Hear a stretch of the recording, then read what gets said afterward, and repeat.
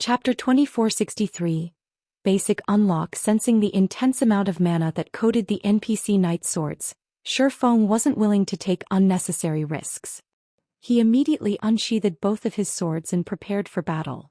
He might not have been as worried if his opponents had merely been new Tier 3 NPCs or Tier 3 NPCs below level 100, but against 3 level 110 Tier 3 NPCs with fully unlocked mana bodies, he'd lose his life with the slightest mistake.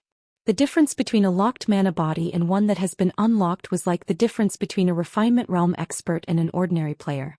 This was why some Tier 3 NPCs could serve as magistrates in the various kingdoms and empires, while others could only serve as a town or city's guard captain. Some weaker Tier 3 NPCs were even limited to guarding a palace's entrance. These different statuses were a result of the state of the NPC's mana bodies. Any Tier 3 NPC that could unlock their mana body's full potential would be an elite among those of the same tier. They were no longer ordinary NPCs but experts. These Tier 3 NPCs could beat expert players to a pulp as easily as ordinary players. Reaching their target, the 3 NPC knights slashed their swords at Shi Feng from different directions. The knights were perfectly in sync as if they had been comrades in battle for over a dozen years. 2 of the knights attempted to distract Shi Feng, while one attacked his blind spot. Furthermore, their attacks were powerful enough to throw great lords of the same level. If any other Tier 3 player stood in Shi Feng's place, it wouldn't be long before they were defeated. Unfortunately, the 3 knights couldn't fool Shi Feng. As a domain realm expert, he quickly determined their attack trajectories. Shi Feng instantly countered the knight attacking his blind spot, forcibly altering the knight's attack trajectory and guiding the weapon to collide with the other 2 knights' swords. Ping, ping, ping. The 3 knights stumbled back as a result of the collision, but Shi Feng didn't get off scot-free. He also stumbled half a step back and his right arm trembled slightly from the impact. So this is a Golden Gates trial? Shi Feng glanced down at Killing Ray, which vibrated with a low hum, astonished. He couldn't help but worry for Aqua Rose and the others. There was almost no mana in this world, and because of that, Aqua Rose and his other companions would be lucky if they could exhibit half of their normal combat power, even with the help of their mana bodies. Shi Feng's first clash with the 3 knights had been brief, but he could tell that his opponent's combat standards were on par with the Trial Tower's 5th floor. Their combat standards might not be very high, but he was sure they had silver rank mana bodies. Otherwise, there was no way a single clash would cause his arm to go numb with his basic attributes. If even he struggled, it was easy to imagine how the others might fare. Moreover, he was only at the foot of the mountain. He hadn't even started to climb it yet. Ascending the mountain was the goal of this legacy trial, and as players climbed higher, they'd face stronger opponents. Fortunately, they weren't actually required to kill their opponents. As long as players survived against the mountain's residents for 30 minutes, they'd be allowed to pass, but that was still a challenging task. PvP fights rarely lasted more than 10 minutes, not to mention fights against NPCs, since such high-intensity battles required a lot of stamina and concentration. However, during his first clash with the knights, Shi Feng sensed the NPCs' mana circuits and how they used the mana within them. Normally, sensing such things in the outside world was quite difficult due to the abundant mana in the area, but the Legacy Gate space had barely any. As a result, the flow of mana within the NPC knights was easily noticeable. Shi Feng wasn't a magical class player, but he could clearly sense their mana flow. Only because these knights only possessed silver mana bodies, their mana body's construction was far simpler than Shi Feng's epic ranked mana body. He wouldn't gain much insight from watching these knights fight. Even so, he'd gain more information than he had from unlocking his past bronze mana body. After Shi Feng had shoved the 3 knights back, they quickly regained their postures and launched another attack, giving Shi Feng no time to catch a break. This time, however, the knights opted for a different approach. One of the knights focused on attacking Shi Feng, while the other 2 consolidated their mana and waited for an opening. The knights now knew that they were no match for Shi Feng's techniques, and they had decided to overwhelm him with brute force. It left Shi Feng in a difficult position. His basic attributes were definitely higher than the Tier 3 knights, but with their mana empowering their swords, Shi Feng couldn't block the weapons without repercussions. He had no choice but to dodge and retreat. Fortunately, the mana only increased the force behind the knights' attacks. It did not increase their damage. 10 minutes. 15 minutes. 20 minutes. As the battle progressed, Shi Feng's excitement grew. He had learned and mimicked the method the knights used to conduct and use the mana within their mana bodies. It was like learning to draw a new magic array. The knights charged at him again, and Shi Feng silently guided the mana in his body outward, enveloping his sacred sword. This should be enough. He then swung Killing Ray at the Tier 3 knights' mana-coated swords. Boom! The sound of an explosion echoed from the foot of the mountain. The impact from the blow shoved the 3 Tier 3 knights stumbling back a step. In contrast, Shi Feng remained steady in his original position, and his arm no longer shook. Suddenly, the sound of a system notification reached Shi Feng's ears. System, you have unlocked 5% of your epic mana body. I've finally grasped the method to unlock my mana body. Shi Feng was ecstatic as he glanced down at his weapon. He had finally learned to mimic the way these knights conducted and used their mana. Of course, he could not mimic the knights' methods perfectly, since they weren't compatible with his mana body. He needed to modify his approach. Moreover, he possessed an epic mana body, which had a more complex structure than a silver mana body. This was why he had only unlocked 5% of his mana body with that attack. It's no wonder why so many experts fought to enter gold gates in the past. I've made more than a fortnight's progress in less than half an hour. Seeing the 3 NPCs eye him hostilely, Shi Feng realized how astoundingly effective it was to train within a Gold Gates legacy trial. If an expert with a silver mana body stood in his place, they would have likely unlocked all of their mana body with one trip. These knights had offered a perfect example of how to do so after all, and this environment was the perfect place to observe others' mana bodies. This simply wasn't possible in the outside world. Following which, Shi Feng challenged the next group of NPC knights. He wanted to familiarize himself and adapt to the new sensation as quickly as possible. The second group consisted of 6 NPC knights, and they used a completely different method to employ their mana bodies. Individually, they were about as strong as the first 3 knights, but in the end, they were nothing more than lab rats for Shi Feng as he further optimized his epic mana body. Read latest chapters at Wuxia World. Not only did Shi Feng encounter more knights as he climbed the mountain, but the knights also had higher-ranked mana bodies. The first knights only had basic silver mana bodies, but eventually Shi Feng faced NPCs with intermediate silver and advanced silver mana bodies. As a result, Shi Feng was able to continue refining his epic mana body. 10%, 15%, 20%. After more than 7 hours of combat and completing his challenge against 6 Tier 3 knights with peak silver mana bodies, Shi Feng finally reached the Sacred Mountain's first shrine.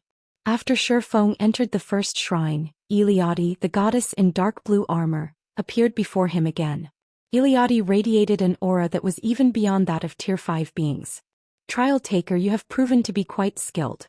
You have reached the first shrine within 9 hours. As a reward for your effort, I will present you with 2 options. The first option consists of surviving 3 moves against me. Not only will you clear this trial and enter the mountain's second level by succeeding, but you'll also receive 1 legacy guidance. If you choose the second option, you will have to face this shrine's guardian. If you win, you will gain access to the second level, but you will not receive additional rewards, Iliade offered Shi Feng. You have 3 minutes to consider. Decide carefully. Chapter 2464. 3 Divine Swords. Once Iliade finished speaking, she closed her eyes and waited for Shi Feng's reply in silence. She showed no intention of speaking further. Players actually have a chance to earn a legacy guidance in a gold gate? The goddess's explanation had stunned Shi Feng. Based on what he knew from the past, the legacy gate's creators were lofty beings. They'd only appear before players at the beginning of the legacy trial to explain the rules. Players shouldn't encounter them again after that. Shi Feng had never expected that not only would Iliade appear before him near the Sacred Mountain's first shrine, but she'd also offer him 2 choices. Moreover, one of the 2 options would afford him the chance to obtain a legacy guidance. If the experts from his previous life found out about this, they'd try to kill him out of jealousy. Players didn't receive any guidance after reaching Tier 3 in God's domain. They'd have to rely on their own abilities to grow stronger, especially when trying to unlock their mana bodies. Even within the legacy trials, players could only rely on their observations to learn and improve. They wouldn't be given anything on a silver platter. Thus, receiving a legacy guidance was every expert player's dream. Unlocking a mana body's full potential was only a basic condition to activating a Tier 3 mana body. If players could unlock more of their mana body's potential, it could offer even greater benefits. However, unlocking more of a mana body's full potential was insanely difficult. If players had taken the wrong path during their early days, they'd have almost no chance of surpassing 100% potential. Players would have to settle for the most basic level of mana body. If all players were offered a chance to receive guidance from an ancient legacies, far more of the past's peak experts would have been able to reach Tier 5. The stronger a player's mana body was, the easier it'd be to complete their future promotion quests. This was why some experts with silver mana bodies had reached Tier 5, while some experts with gold mana bodies had been stuck at Tier 4. When Eliade had presented Shi Feng with two options, he had felt as if he were dreaming. "Lady Eliade, I choose your challenge." Shi Feng instantly decided. Challenging Eliade was undoubtedly reckless, but if he missed this opportunity he'd regret it for the rest of his life. Even if he couldn't take control of the Starlight Fortress's Fortress Lord's mansion now, he could try again after the tokens cool down. However, if he passed up this opportunity to challenge Eliade, he might not get another chance to earn a legacy guidance. He had an epic mana body, and unlocking its potential would be far more difficult than with a gold mana body. Just trying to unlock 100% of its potential was an immensely difficult challenge, not to mention unlocking more than that. Excellent. You have made a wise decision. You will not receive another chance to challenge me, let alone obtain a legacy guidance, no matter how many times you come here, Eliade said as she opened her eyes. When she looked at Shi Feng, a hint of recognition flashed in her eyes. However, don't think that you can withstand 3 of my attacks. Even if I limit my strength to Tier 3, you have less than a 10% chance of completing my challenge with your sealed epic mana body. Eliade then pulled a blue greatsword, whose tip had been buried in the ground before her, and raised it above her head. A frightening amount of mana suddenly surrounded her, and a mana storm manifested around Eliade's greatsword. The storm was so powerful that it could even tear apart space. Shi Feng could sense that the phenomena weren't due to a skill or spell. Eliade was merely executing a normal attack. "Now face me. First sword light shadow." As she spoke those words, Eliade swung her greatsword down at Shi Feng, who stood over 40 yards away.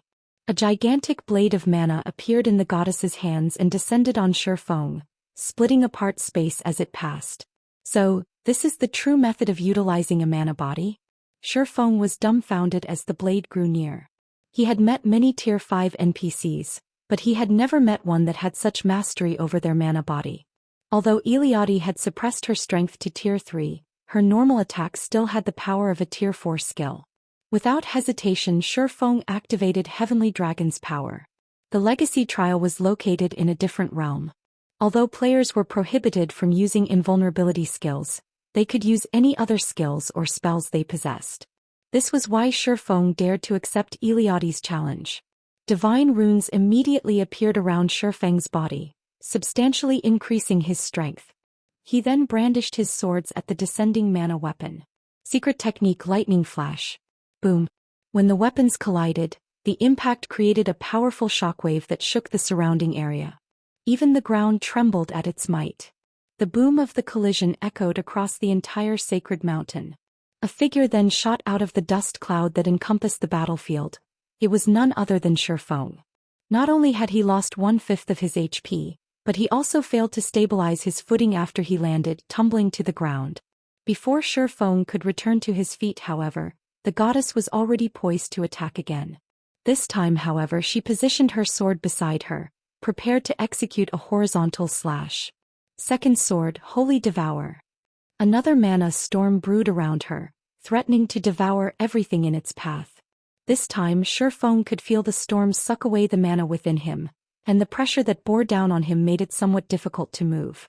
Shi Feng had no time to respond properly before the Eliade swung her greatsword. A torrent of fire manifested before Shi Feng, destabilizing space around it. These flames raged as if they needed to devour everything they touched, including space. These flames were more than twice as powerful as the earlier mana sword. "Are you kidding me?"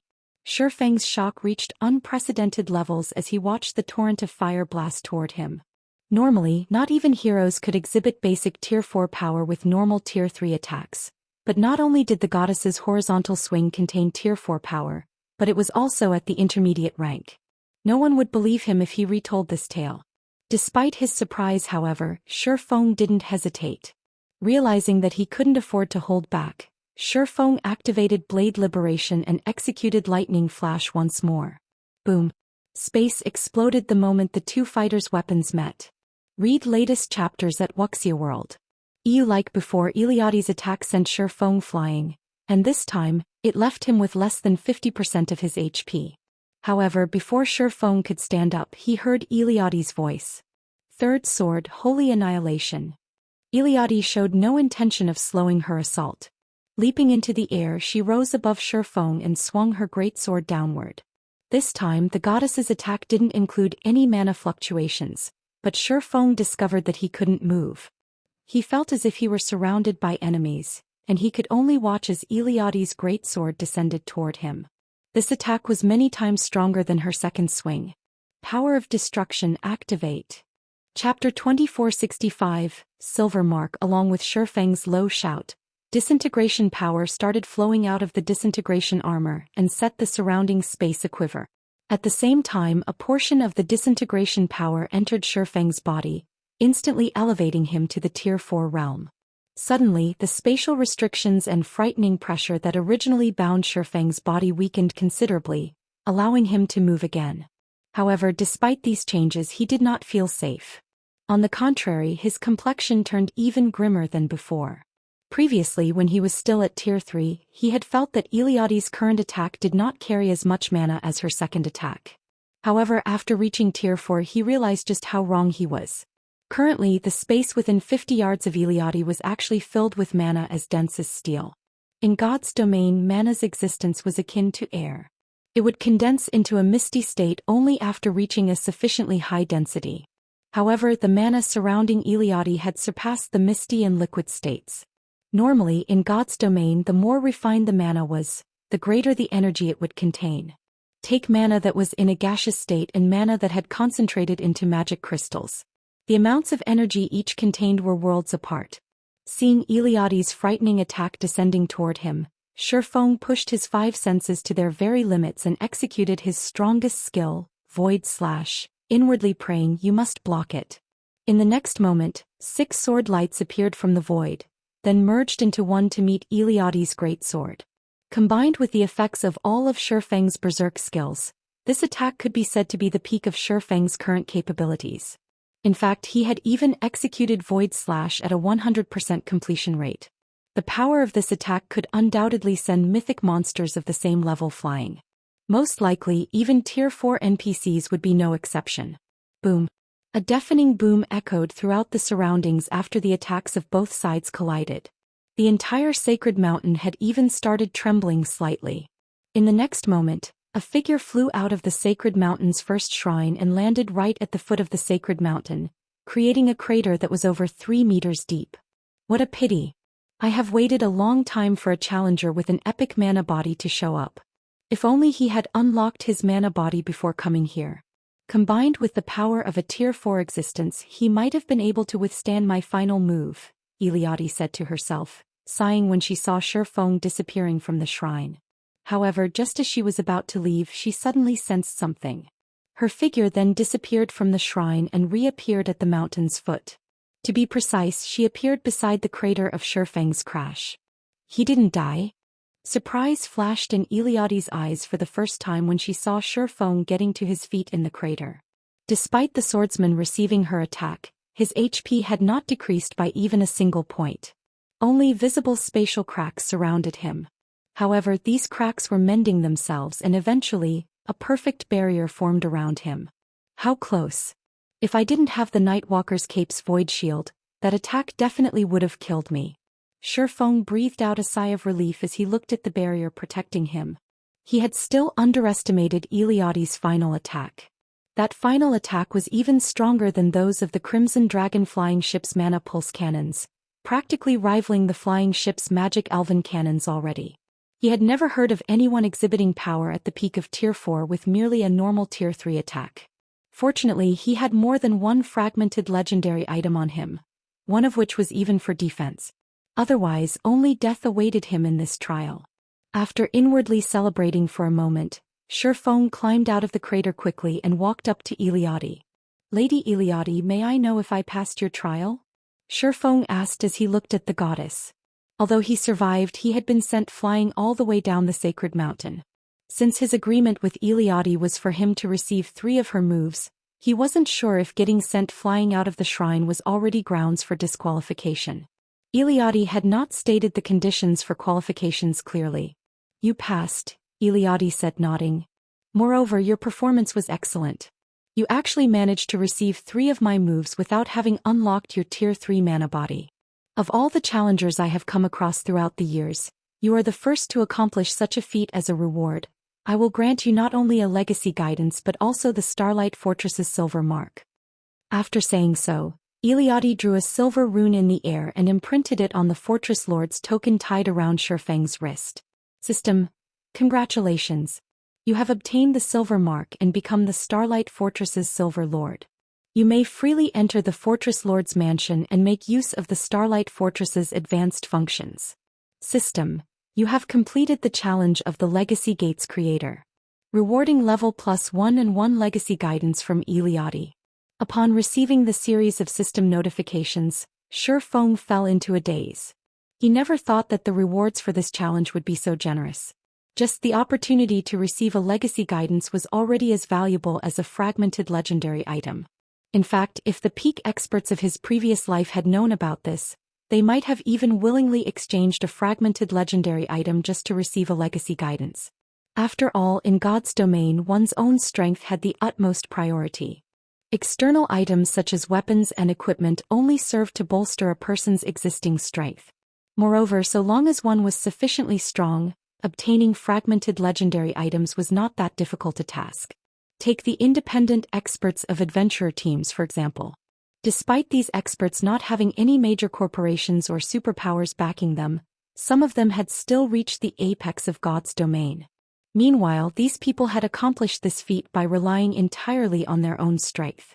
However, aside from receiving a legacy guidance, he had actually received the Starlight Fortress's silver mark as well.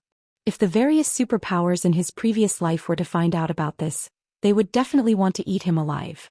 In the past, in order to increase their authority in the ancient fortresses they controlled, the various superpowers had invested countless manpower and resources into nurturing their peak experts. However, extremely few superpowers had managed to obtain an ancient fortress's silver mark, especially for ancient fortresses that housed a gold gate. This was because the silver mark was no longer something just a handful of peak experts could attain. Obtaining a silver mark from a legacy gate required 10 experts to clear the Sacred Mountain's second shrine and 3 experts to reach the Sacred Mountain's peak within 1 challenge attempt. Moreover, the difficulty of a Sacred Mountain's second level was far greater than that of the first level. The Sacred Mountain's first level served as a foundational level for the legacy trial. It functioned more as an educational tool than a challenge. However, it was a different story once players reached the Sacred Mountain's second level. The second level and beyond would differentiate the strong from the weak. They were not meant to teach players anything, and all that players could do on these levels was figure out a way to survive. Read latest chapters at Wuxia World. EU. In the case of the second level of a Bronze Gate's Sacred Mountain, Tier 3 players would face Tier 3 heroic spirits that possessed extremely high combat standards. The weakest among them could rival half-step refinement realm experts. Even worse, players had to go up against multiple heroic spirits simultaneously. As for the third level, rumor had it that the opponents were bona fide Tier 3 heroes. Of course, players were no longer required to survive for as long as 30 minutes on the second level and beyond. Nevertheless, they still needed to last 10 minutes. If even the Bronze Gates trial was already so arduous, Shi Feng did not even dare imagine what kind of opponents awaited him on the second level of the Gold Gates trial. Alright, you have a choice to make. Do you wish to receive guidance on how to unlock your epic mana body, or do you wish to receive guidance on mana techniques? Eliade asked as she looked at Shi Feng's stunned expression. Chapter 2466. Heavenly Blue Successor. There's also the option to learn mana techniques? Shi Feng could not help but hesitate when he heard the options Eliade gave him. Mana technique was a familiar term, a mana usage technique that players could use only after reaching Tier 3 and obtaining their mana body. It was categorized as a type of combat technique in God's domain. Only combat techniques focused on the usage of a person's physical body for combat, while mana techniques focused on the usage of a person's mana for the same. However, only an extremely small number of players had the opportunity to learn mana techniques in God's domain because the knowledge had long been lost. Normally, players had to rely on their own inspiration to create mana techniques. As for Shi Feng, even after playing God's domain for a decade during his previous life, he never managed to learn a single mana technique. If it were before he had witnessed Eliade's 3 attacks, he would have most likely chosen to receive guidance on how to unlock his epic mana body without any hesitation. This was because the mana techniques he had seen experts use in his previous life hadn't been particularly powerful. Those mana techniques only bolstered the strength of existing skills and spells slightly, not even as useful as combat techniques. However, from the goddess's attacks, it would seem that he had been under a misconception. After all, Eliade's mana techniques allowed her to exhibit strength at the peak of Tier 4 despite having suppressed herself to Tier 3. The strength of her mana techniques was many times superior to bronze combat techniques. Of course, part of the reason why she could exhibit such strength with her mana technique was her high comprehension of the technique. Even so, this had still allowed Shi Feng to get a general idea of the power of mana techniques. If he could master Eliade's 3rd sword, Holy Annihilation, then he really would be able to move unhindered through the entire God's domain. Normally, players had to rely on legendary items to transcend tiers. Moreover, the higher one's tier was, the more difficult it would be to transcend tiers. Just the gap between Tier 3 and Tier 4 was already massive. Even with a legendary item, the best a Tier 3 player could do when fighting a Tier 4 player of equal combat standards would be a draw. It would take more than just a legendary item to win against a bona fide Tier 4 player. Eliade's mana techniques, on the other hand, only needed one to unlock their mana body to transcend tiers. Meanwhile, given sufficient time, players could unlock even epic mana bodies to 100% potential. You have 30 seconds to consider. If you don't make a decision, I will take it as you giving up the opportunity to learn. You have only this one chance, so I hope you consider your decision well, Eliade said as she looked at Shi Feng. As soon as Eliade finished speaking, a system timer appeared before him, the timer counting down the seconds. 30 seconds. 35 seconds. 36. The ticking sounds were like a countdown to death, and they stimulated Shi Feng's mind. He had only this one opportunity to learn a mana technique. After he mastered it, he could even teach it to others. This mana technique would be a great help for Zero Wing's future. However, if he wished to unlock his epic mana body past 100% potential, he could only rely on Eliade's guidance. Otherwise, on his own, the chances of him breaking through the 100% threshold were practically zero. You have 10 more seconds to consider, Eliade reminded when she saw Shi Feng still in deep thought. However, Eliade's reminder did not catch Shi Feng's attention. On the contrary, he sank even deeper into thought now. You have 5 seconds left, Eliade prompted once more. Decide. At Eliade's final reminder, Shi Feng snapped out of his daze and took a deep breath. Lady Eliade, I choose the guidance on my epic mana body, Shi Feng said with determination. Are you certain? Eliade asked, gazing at him seriously. I am very certain, Shi Feng confirmed, nodding. In his opinion, a mana technique was indeed amazing. In fact, the value of Eliade's mana technique surpassed even the value of legendary items. However, gaining the ability to unlock his epic mana body past the 100% threshold was much more important since a player's mana body was the foundation for everything. In his previous life, every player that had set foot into the realm of Tier 6 had broken through the 100% threshold. If he wanted to have a chance at reaching Tier 6, then he had to develop his mana body beyond 100%. As for Eliade's mana technique, while it indeed could increase players' combat power by a substantial degree, tiers trumped everything else. This was especially true for Tier 6. Even if said Tier 5 player was armed with an extremely powerful legendary weapon, they would, at most, be able to fight the weakest of Tier 6 players to a standstill. Defeating a Tier 6 player would be utterly impossible. Needless to say, it would be the same when relying on mana techniques. During ancient times, humans possessed complete mana technique legacies. Nevertheless, they were still incapable of contending against Tier 6 gods. Hence, tiers were everything in God's domain. Take the current God's domain for example. Tier 2 players were helpless against Tier 3 players. This was the case even for the various superpowers Tier 2 experts. Currently, the various superpowers could compete with each other only by using Tier 3 players. Even if Tier 2 players were amazing and could defeat current Tier 3 experts, if they were incapable of promoting to Tier 3 themselves, it was only a matter of time before they were left behind by Tier 3 players in terms of basic attributes as players reached higher levels. Excellent. When Eliade heard Shi Feng's determined reply, an exquisite smile appeared on her flawless face. At the same time, the sound of a system notification entered Shi Feng's ears once more. System, congratulations. You have passed the hidden trial selection of power, and received Eliade's recognition. A hidden trial. Shi Feng received a fright when he heard this system notification. He never thought that this challenge would actually include a hidden trial. NPCs in God's domain had different personalities. Normally they only gave players straightforward trials.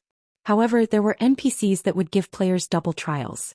In the case of these double trials, if players failed to clear the hidden trial, clearing the surface trial would be meaningless. They still wouldn't receive any rewards. Since you have chosen to seek guidance on your mana body, it seems you have not been misled by the temptation of power. During ancient times, humans have constantly pursued the ultimate strength. Although they eventually obtained this ultimate strength, they also faced destruction because of it, Eliade said. In a pleased tone she continued, you however did not fall prey to the power I displayed. You have passed my trial. From now onward, you are my successor and are qualified to obtain my legacy. System, congratulations. You have completed the challenge of the heavenly blue saint Eliade, and become her successor. Rewarding mana body legacy and holy annihilation technique legacy. After the system notification ended, Eliade took out 2 memory crystals that gave off a colorful glow and handed them to Shi Feng. Of these 2 memory crystals, one of them records the method to unlock epic mana bodies, and the other records the mana technique I created. You may use each of them only once. I hope you utilize them properly, Eliade said before vanishing without a trace, leaving behind only a stunned Shi Feng at the foot of the sacred mountain. Read latest chapters at Wuxia World. View that was really close. Shi Feng sighed in relief after Eliade disappeared. If not for him having long known the importance of the mana body and the strength of tears, he would have most likely chosen Eliade's mana technique instead. After all, from what he had seen, Eliade's mana technique would provide players with a huge boost in combat power. So long as current Tier 3 players learned Eliade's mana technique, their combat power would soar to the peak of Tier 3, possibly even the Tier 4 standard. Meanwhile, if one possessed Tier 4 combat power at this stage of the game, they would definitely be invincible among players. Who could possibly resist such a temptation?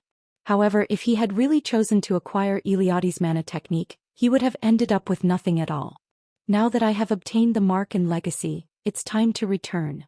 After snapping out of his daze, Shi Feng stored the 2 memory crystals before making his way to the teleportation array for leaving the sacred mountain. He did not hurry to use the memory crystals. After all, they were one-off items. How much knowledge he could absorb from them would depend entirely on himself. It would be a huge waste if he did not use the memory crystals in an ideal state and environment. Chapter 2467, Legacy Room, Star Valley, Starlight Fortress. A spatial tear appeared before the entrance of the Fortress Lord's mansion as Shi Feng teleported out of the Legacy Gate. Currently, several figures were resting before the entrance, every one of which looked exhausted, as if they had just fought a battle that lasted several days and nights. Their eyes were bloodshot and their bodies were felt weak and sore all over. Guild Leader. A trace of surprise flashed in Kola's eyes when he saw Shi Feng coming out of the spatial tear. Aside from Kola, Shadow Sword, Turtle Dove, Alluring Summer and Ilofe who sat beside him were similarly stunned by this scene. They knew what the situation inside the Legacy Gate was very clearly. Out of their team of 10, the one with the highest chance of clearing the first level was undoubtedly Shi Feng. Now, however, Shi Feng was actually the 6th person to come out of the Legacy Gate. This development boggled their minds.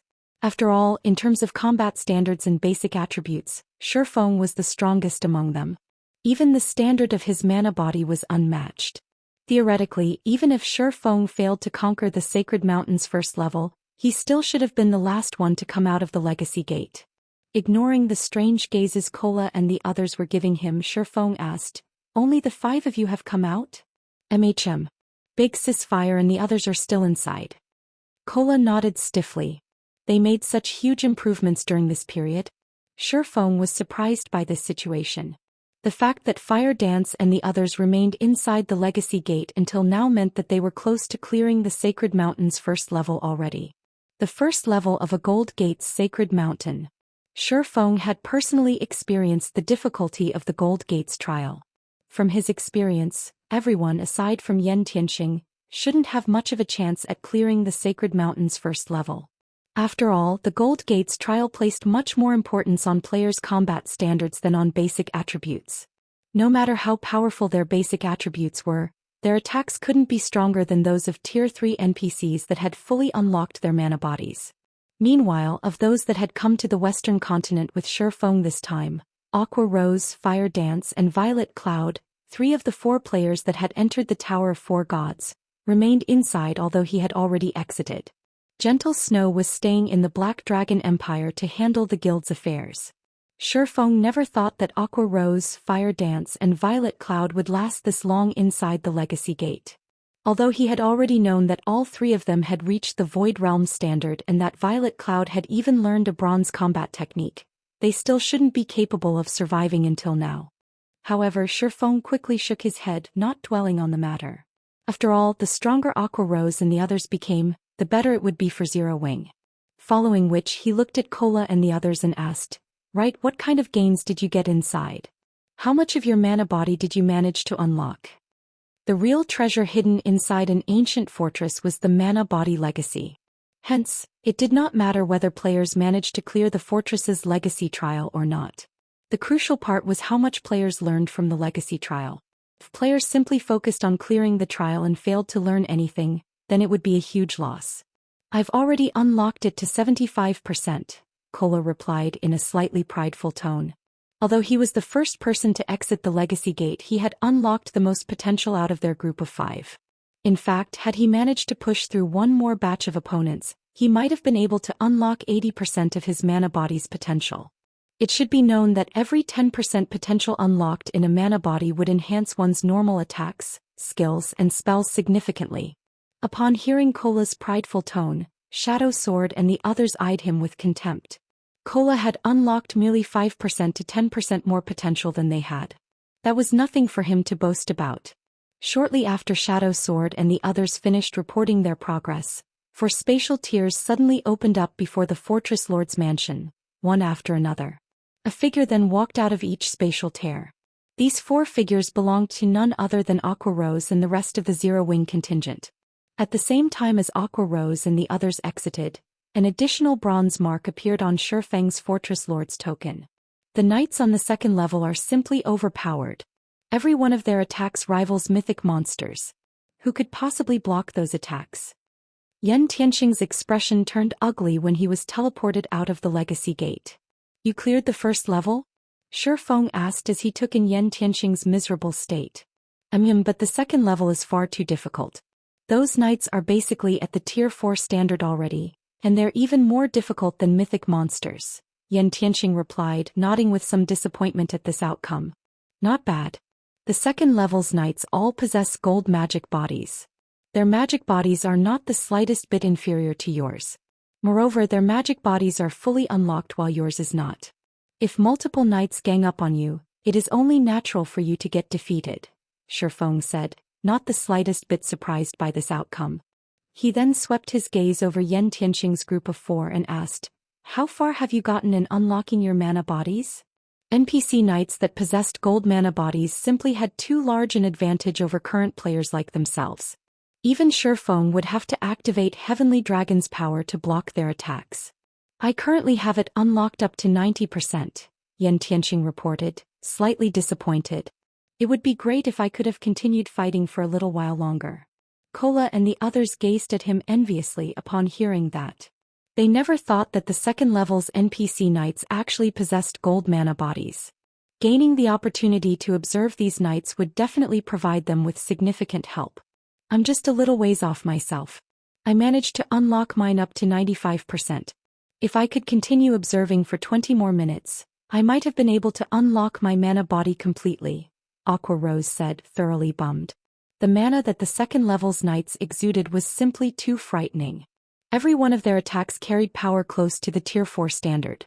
Moreover, they also possessed very high combat standards, basically rivaling Refinement Realm experts. Worst of all, her ability to wield mana was restricted due to the harsh environment. Fire Dance and Violet Cloud similarly shook their heads in frustration. Although both of them had unlocked 95% of their mana body's potential, they still couldn't contend against the second level's knights. Right, guild leader, Divine Tribe contacted me previously. They said that there is something they need to discuss with us. However, as we were still inside the Legacy Gate, I told them that we had some urgent matters to deal with and had them rest inside their temporary residence for now, Aqua Rose suddenly said. That isn't an urgent matter, Shi Feng said, chuckling. It'll be the same if we go after all of you have fully unlocked your mana bodies. Unlock our mana bodies? Aqua Rose was puzzled by Shi Feng's words. They had just come out of the Legacy Gate. Without the help of the Legacy Gate, it would be incredibly difficult for them to make any more progress. Fully unlocking their mana bodies might even take up to a fortnight. Read latest chapters at Wuxia World. An ancient fortress's Legacy Gate is indeed the fastest place for players to unlock their mana bodies. However, the Fortress Lord's Mansion has something called a Legacy Room. Although its training effects aren't as excellent as the Legacy Gates, it allows players to experience a fully unlocked mana body for 3 minutes. I believe this experience should be of significant help for you all, Shi Feng said, nodding. The Legacy Room was the core of the Fortress Lord's Mansion. Only after players obtained the rights to control the Fortress Lord's Mansion would they be allowed to use it. Moreover, the room could be used only 12 times a month and each player could use it only once a month. During Shi Feng's previous life, the various superpowers that controlled an ancient fortress allowed only peak experts that were close to fully unlocking their mana bodies to make use of the Legacy Room. Now that Aqua Rose and the others had managed to unlock at least 70% of their mana body's potential, they would have a very high chance of fully unlocking their mana bodies if they utilized the Legacy Room. Shi Feng naturally had to let them try. After saying so, Shi Feng removed the seal on the Fortress Lord's Mansion and led everyone inside. Chapter 2468 Silver Marks Effects. As Shi Feng and the others walked into the Fortress Lord's Mansion, they felt as if their exhausted mental state had suddenly been refreshed. The mana density here is so high.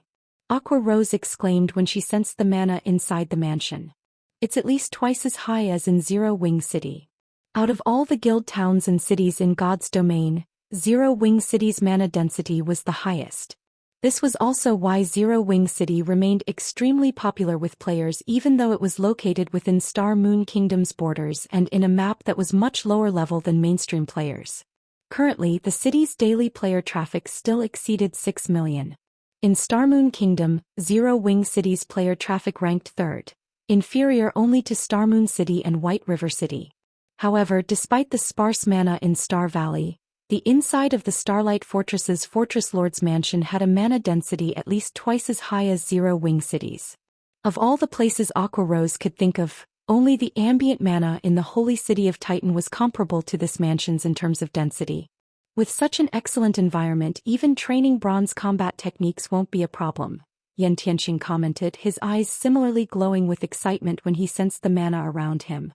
Practicing combat techniques placed a huge burden on players' concentration. If the environment did not possess sufficiently dense mana, their concentration regeneration rate wouldn't be able to keep up with their consumption rate. Players would have to rest for a long time after practicing their combat techniques a few times. That sort of training would be inefficient. Meanwhile, bronze combat techniques were particularly exhausting to practice. Each use of a bronze combat technique consumed several times more concentration than an advanced combat technique.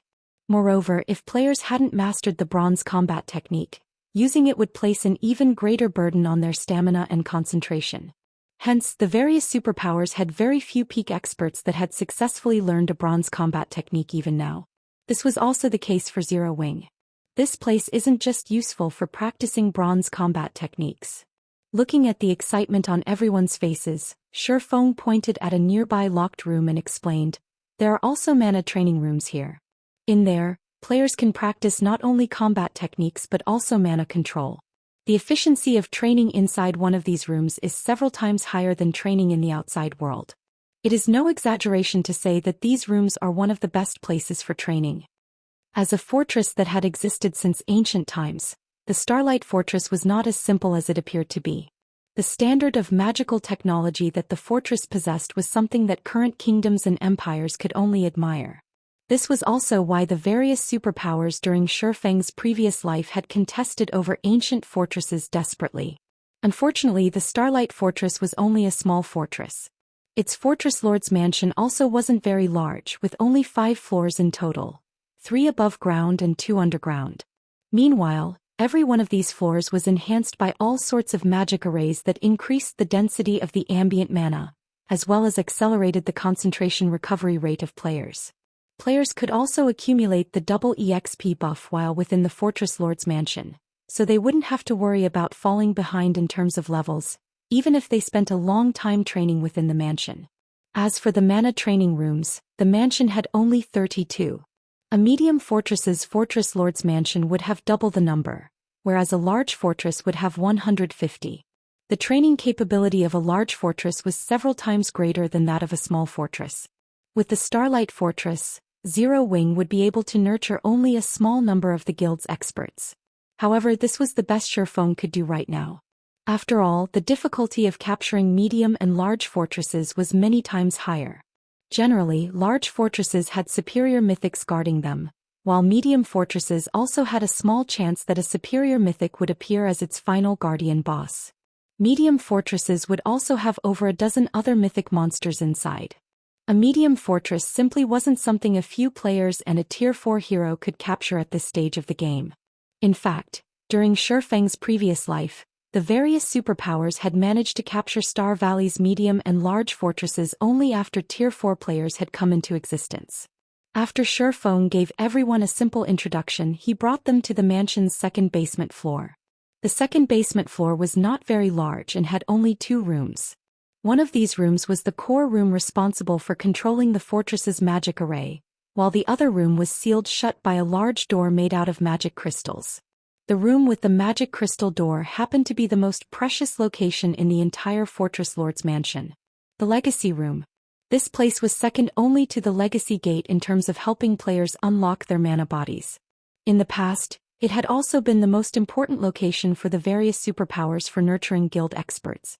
In God's domain, the mana body might be considered merely a tool to support players, since it was only a matter of time before players fully unlocked their mana bodies after reaching Tier 3.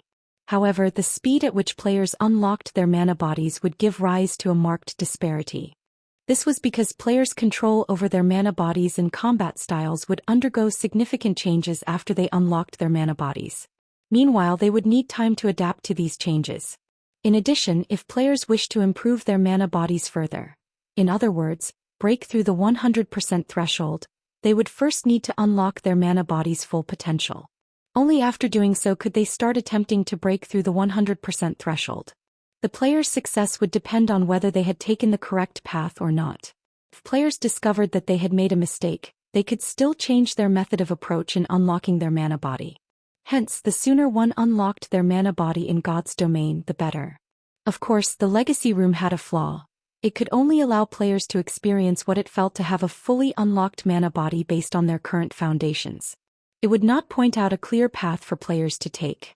Even so, having the help of the Legacy Room was still many times better than randomly experimenting in the outside world. After arriving before the 4-meter-tall and 3-meter-wide crystalline door, Shi Feng held up the Fortress Lord's token and chanted the incantation recorded on it to trigger the magic array etched into it. In the next moment, the token's magic array released a silver glow that resonated with the magic array carved into the crystalline door. The door's magic array likewise released a silver glow. Immediately afterward, the tightly shut door started opening, and everyone instantly felt mana of much greater density flowing out of the Legacy Room. When bathed in this mana, everyone felt their mind clearing up, invigorated like never before. At the same time, the sound of a system notification entered Shi Feng's ears. System, you have activated the Silver Legacy Room. This room can be used only 12 times a month and only one player may enter each time. Players will be able to experience what their current mana body feels like at 100% potential for 5 minutes. Once the session ends, players will not be allowed re-entry into the legacy room for 1 natural month. The silver mark also provides such a benefit? Shi Feng gazed at the token in his hand in astonishment.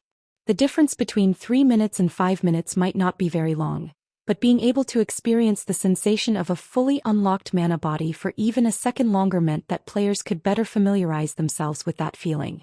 Meanwhile, the silver mark had nearly doubled the duration that players could carry inside the legacy room. At this moment, Shi Feng more or less understood why the various superpowers had desperately invested into a select few peak experts and continuously had them challenge the legacy gate of the fortresses they controlled. They hadn't done so just to unlock more of their fortresses' functions but to better develop their guild experts. After all, guild experts were the capital of guilds. Everything else was secondary. Alright, which one of you will enter first? Shi Feng asked as he turned around to look at Aqua Rose and the others. Upon hearing Shi Feng's question, Aqua Rose and the others exchanged glances, unsure whether they should enter the legacy room or not. Shi Feng had already told them that this opportunity was available to them only once a month. If they did not grab a hold of it properly, they would have to wait another month to experience what fully unlocking their mana bodies felt like. At that time, everything would be too late already. I'll go first then, Fire Dance said after giving the matter some thought. Alright. Just walk straight into the room. Once you're inside, focus all your attention on your mana body and try your best to adapt to the sensations you feel, Shi Feng advised as he pointed into the legacy room, which was the size of half a basketball court. The situation inside the legacy room was the complete opposite of the situation inside the legacy gate. Instead of a sparse mana environment, the legacy room's environment abounded with mana. While standing inside such a room, players would find it practically impossible to perceive the flow of mana inside their own bodies clearly. They could only rely on their intuition to progress.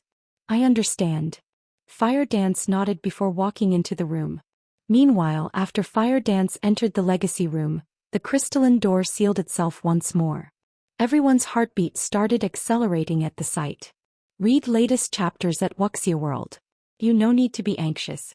Even if you fail to fully unlock your mana body this time, you can still continue trying in the outside world. It is only a matter of time before you unlock your mana body.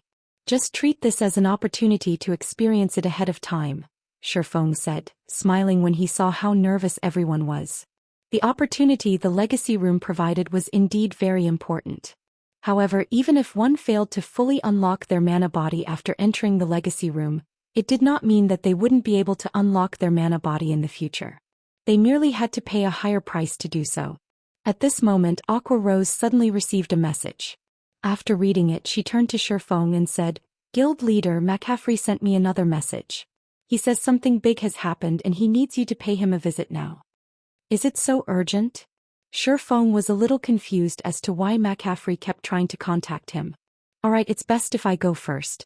The legacy room is already activated. Enter it one by one. After leaving these instructions, Shi Feng immediately exited the Fortress Lord's mansion and made his way toward Divine Tribe's temporary residence in the Starlight Fortress.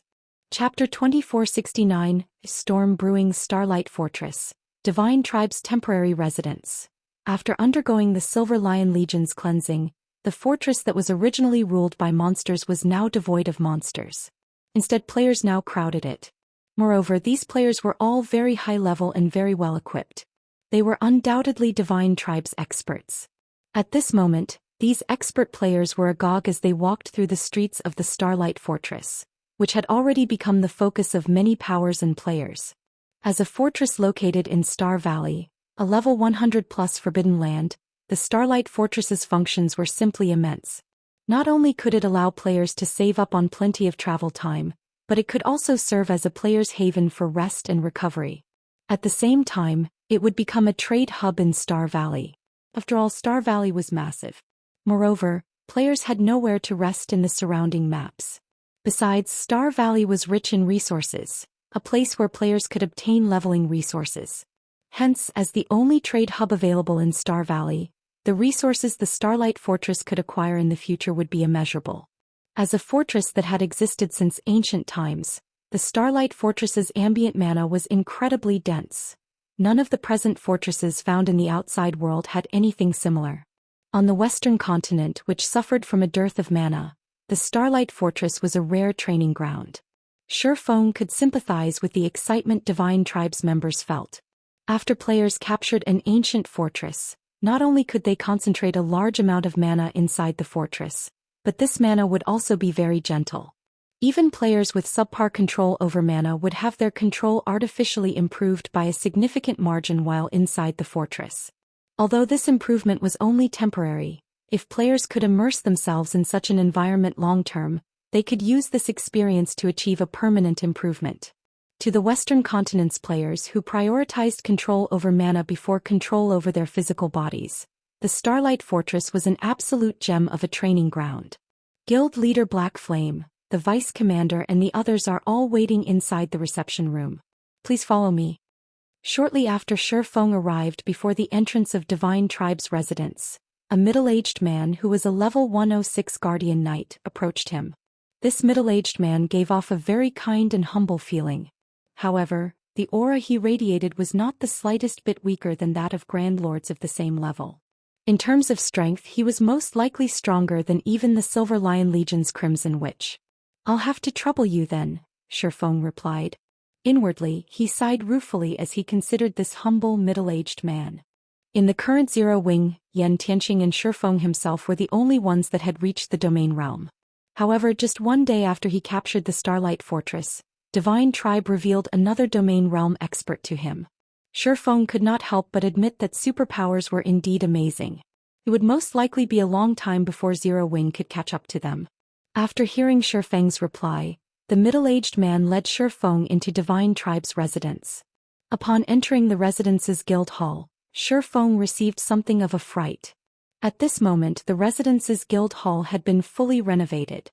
Not only did the interior of the building look splendid, but the floors of the building were even tiled using mana Oregon.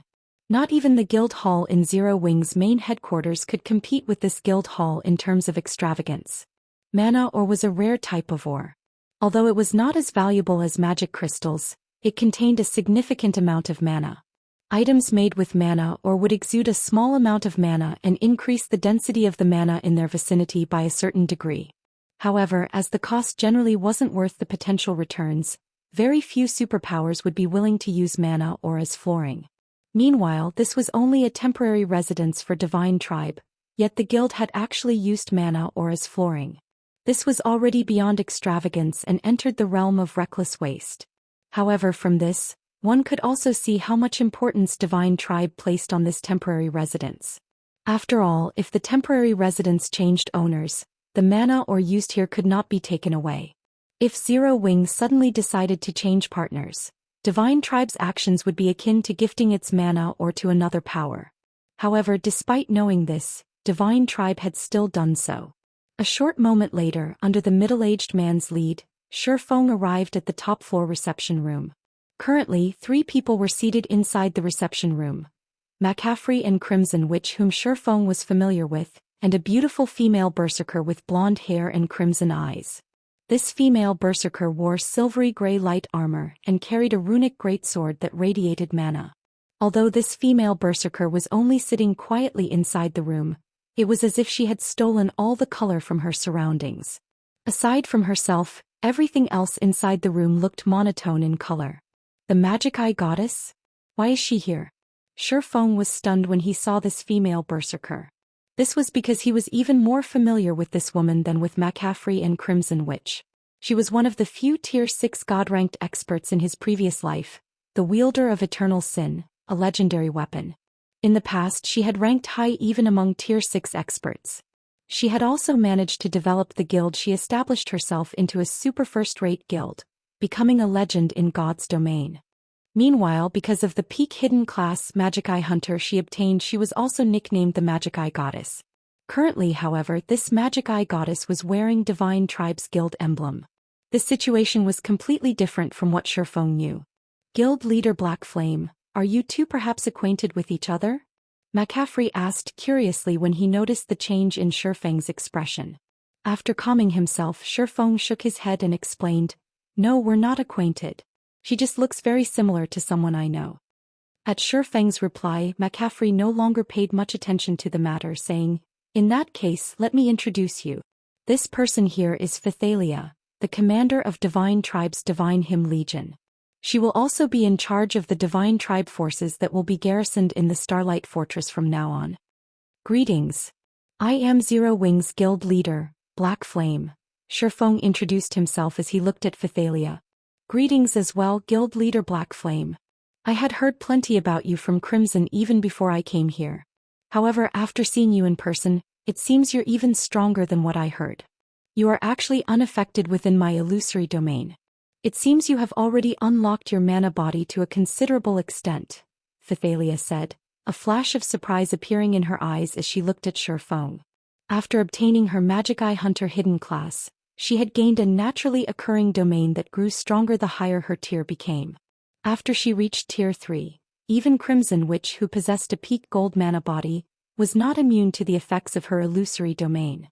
Within her illusory domain, not only would players' control of their own body's mana decline significantly, but players would also lose the ability to control the mana around them. At this point, only experts that had unlocked their mana bodies by a certain extent were capable of resisting the effects of her illusory domain. "You have started unlocking your mana body already?" Crimson Witch blurted out when she heard Phythalia's words. She had been researching how she could unlock her mana body's potential all this time. However, even now she still hadn't found any concrete information. She had never imagined that Shi Feng had actually unlocked a portion of his mana body's potential already. "It's just a portion. I'm still far from fully unlocking it," Shi Feng admitted truthfully. "So that's the case. No wonder your attacks were so powerful before." Realization dawned upon Crimson Witch when she heard Shi Feng's reply. Previously she had felt that the skills and spells Shi Feng had used were ridiculously powerful. They looked nothing like Tier 3 skills and spells used by the current Tier 3 players. In hindsight, this was most likely due to Shi Feng having unlocked a portion of his mana body's strength already. Hence, his skills and spells were a lot more powerful than the average Tier 3 players. Suddenly she felt that she had a chance to catch up with Shi Feng. Although she hadn't started unlocking her mana body yet, she did have a few leads. She was confident she could unlock a portion of her mana body's strength in a few more days. At that time she would no longer lose to Shi Feng so easily. "May I know why you asked me to come here?" Shi Feng asked, not bothering with additional explanations on his mana body. "It's an urgent matter," Phythalia replied, her expression suddenly turning serious. "Before I arrived at the Starlight Fortress, I received word that plenty of superpowers are making their way to the Starlight Fortress. Even Netherworld Empire, one of the 5 great super guilds, is interested. In fact, Netherworld Empire has dispatched one of its trump card legions. We might be able to deal with the other superpowers, but Netherworld Empire is a different story. Although Netherworld Empire's trump card legion has very few members, those players can no longer be referred to as humans. They are complete and utter monsters. Setting aside the high likelihood that they are coming to contest for the fortress's ruling rights, if they decide to make a fuss inside the fortress, no one will be able to control them. Even if we continue holding on to the fortress's ruling rights, we will only be rulers in name. Normal operations would be impossible. Hence, I asked you to visit in hopes you can sell a portion of the fortress's shares." Guild leader Black Flame. "Divine Tribe will help Zero Wing as a middleman in this matter. If we include the Crimson Dragon flying ship you have in the Starlight Fortress's defenses, I believe Netherworld Empire will not go too far." In regard to Phythalia's suggestion, neither McCaffrey nor Crimson Witch found anything wrong with it. Read latest chapters at Wuxia World. On the Western continent, there was nobody that did not know how frightening Netherworld Empire was. Could be said to be a gathering of lunatics. This great super guild never operated according to social norms or logic. In fact, it had already annihilated one superpower in God's domain. If Zero Wing and Divine Tribe were to clash with Netherworld Empire, even if they managed to protect the fortress itself still wouldn't be able to establish itself on the Western continent. Their only way out now was to split a portion of the fortress's profits. After all, the Starlight Fortress involved too many things. Zero Wing and Divine Tribe couldn't stop all of the Western continent's superpowers. However, It would be a different story if they had Netherworld Empire's assistance. I understand Divine Tribe's predicament, Shi Feng said, nodding. Smiling, he continued, as for the Starlight Fortress's matters, leave them to Zero Wing. If Netherworld Empire wishes to cause a ruckus, it is free to try. If it is capable of doing so, I wouldn't mind gifting the fortress to it. If there are no other matters, I'll take my leave first. After saying so, Shi Feng turned around and left the reception room, his actions stunning Phythalia, McCaffrey and Crimson Witch. For a time, silence fell over the entire reception room.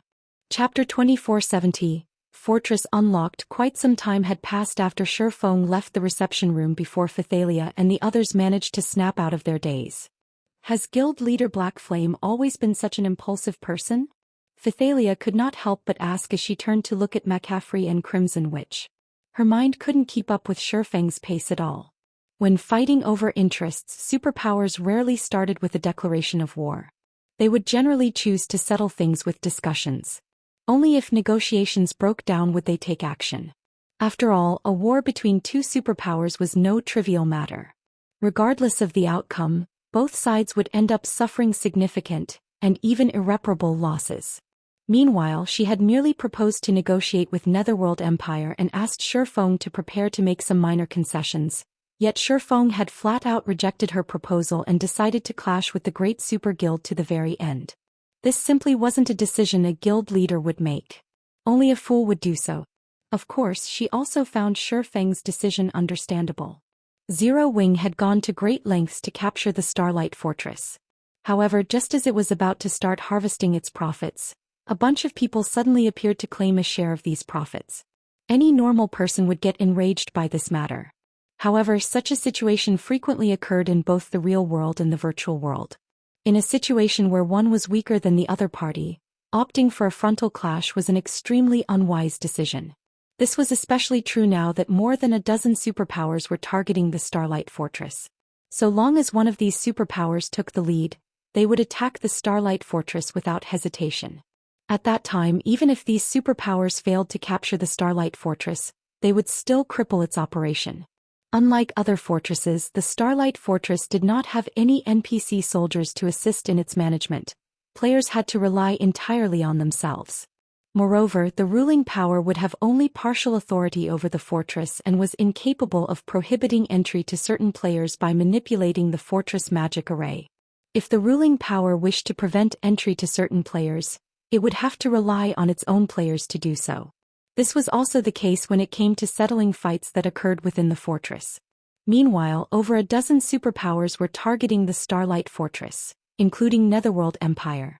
So long as these superpowers dispatched experts to cause a ruckus inside the Starlight Fortress, stopping them would be impossible with the manpower and strength Zero Wing and Divine Tribe possessed. In fact, Zero Wing and Divine Tribe wouldn't even be able to stop the various superpowers from entering the Starlight Fortress. If this situation persisted, who would dare visit the Starlight Fortress? Guild leader Black Flame is indeed a very straightforward person.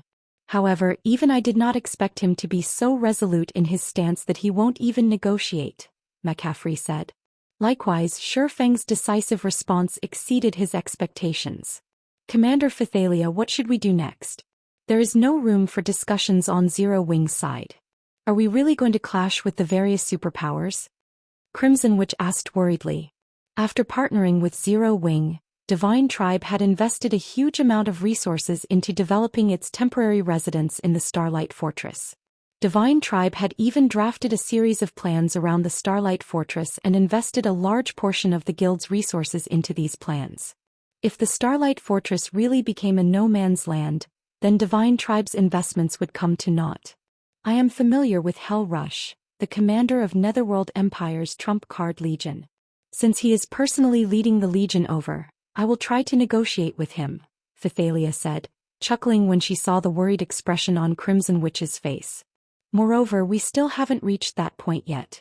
Once the various superpowers and Netherworld Empire's members arrive, Guild leader Black Flame might realize how unwise his decision is. At that time we might be able to turn things around. He had seen plenty of people like Shi Feng before. After all experts were very arrogant. Not to mention, Zero Wing had managed to capture the Starlight Fortress, something none of the Western continent's superpowers had managed. It was only natural for him to have confidence in his guild's strength and not be afraid to fight the various superpowers. However, once the various superpowers experts gathered and Shi Feng personally experienced the strength of these superpowers, it wouldn't be strange if he changed his mind. After all, he had just arrived on the Western continent recently and did not understand just how powerful the superpowers here were. He also wasn't aware of just how formidable Netherworld Empire was.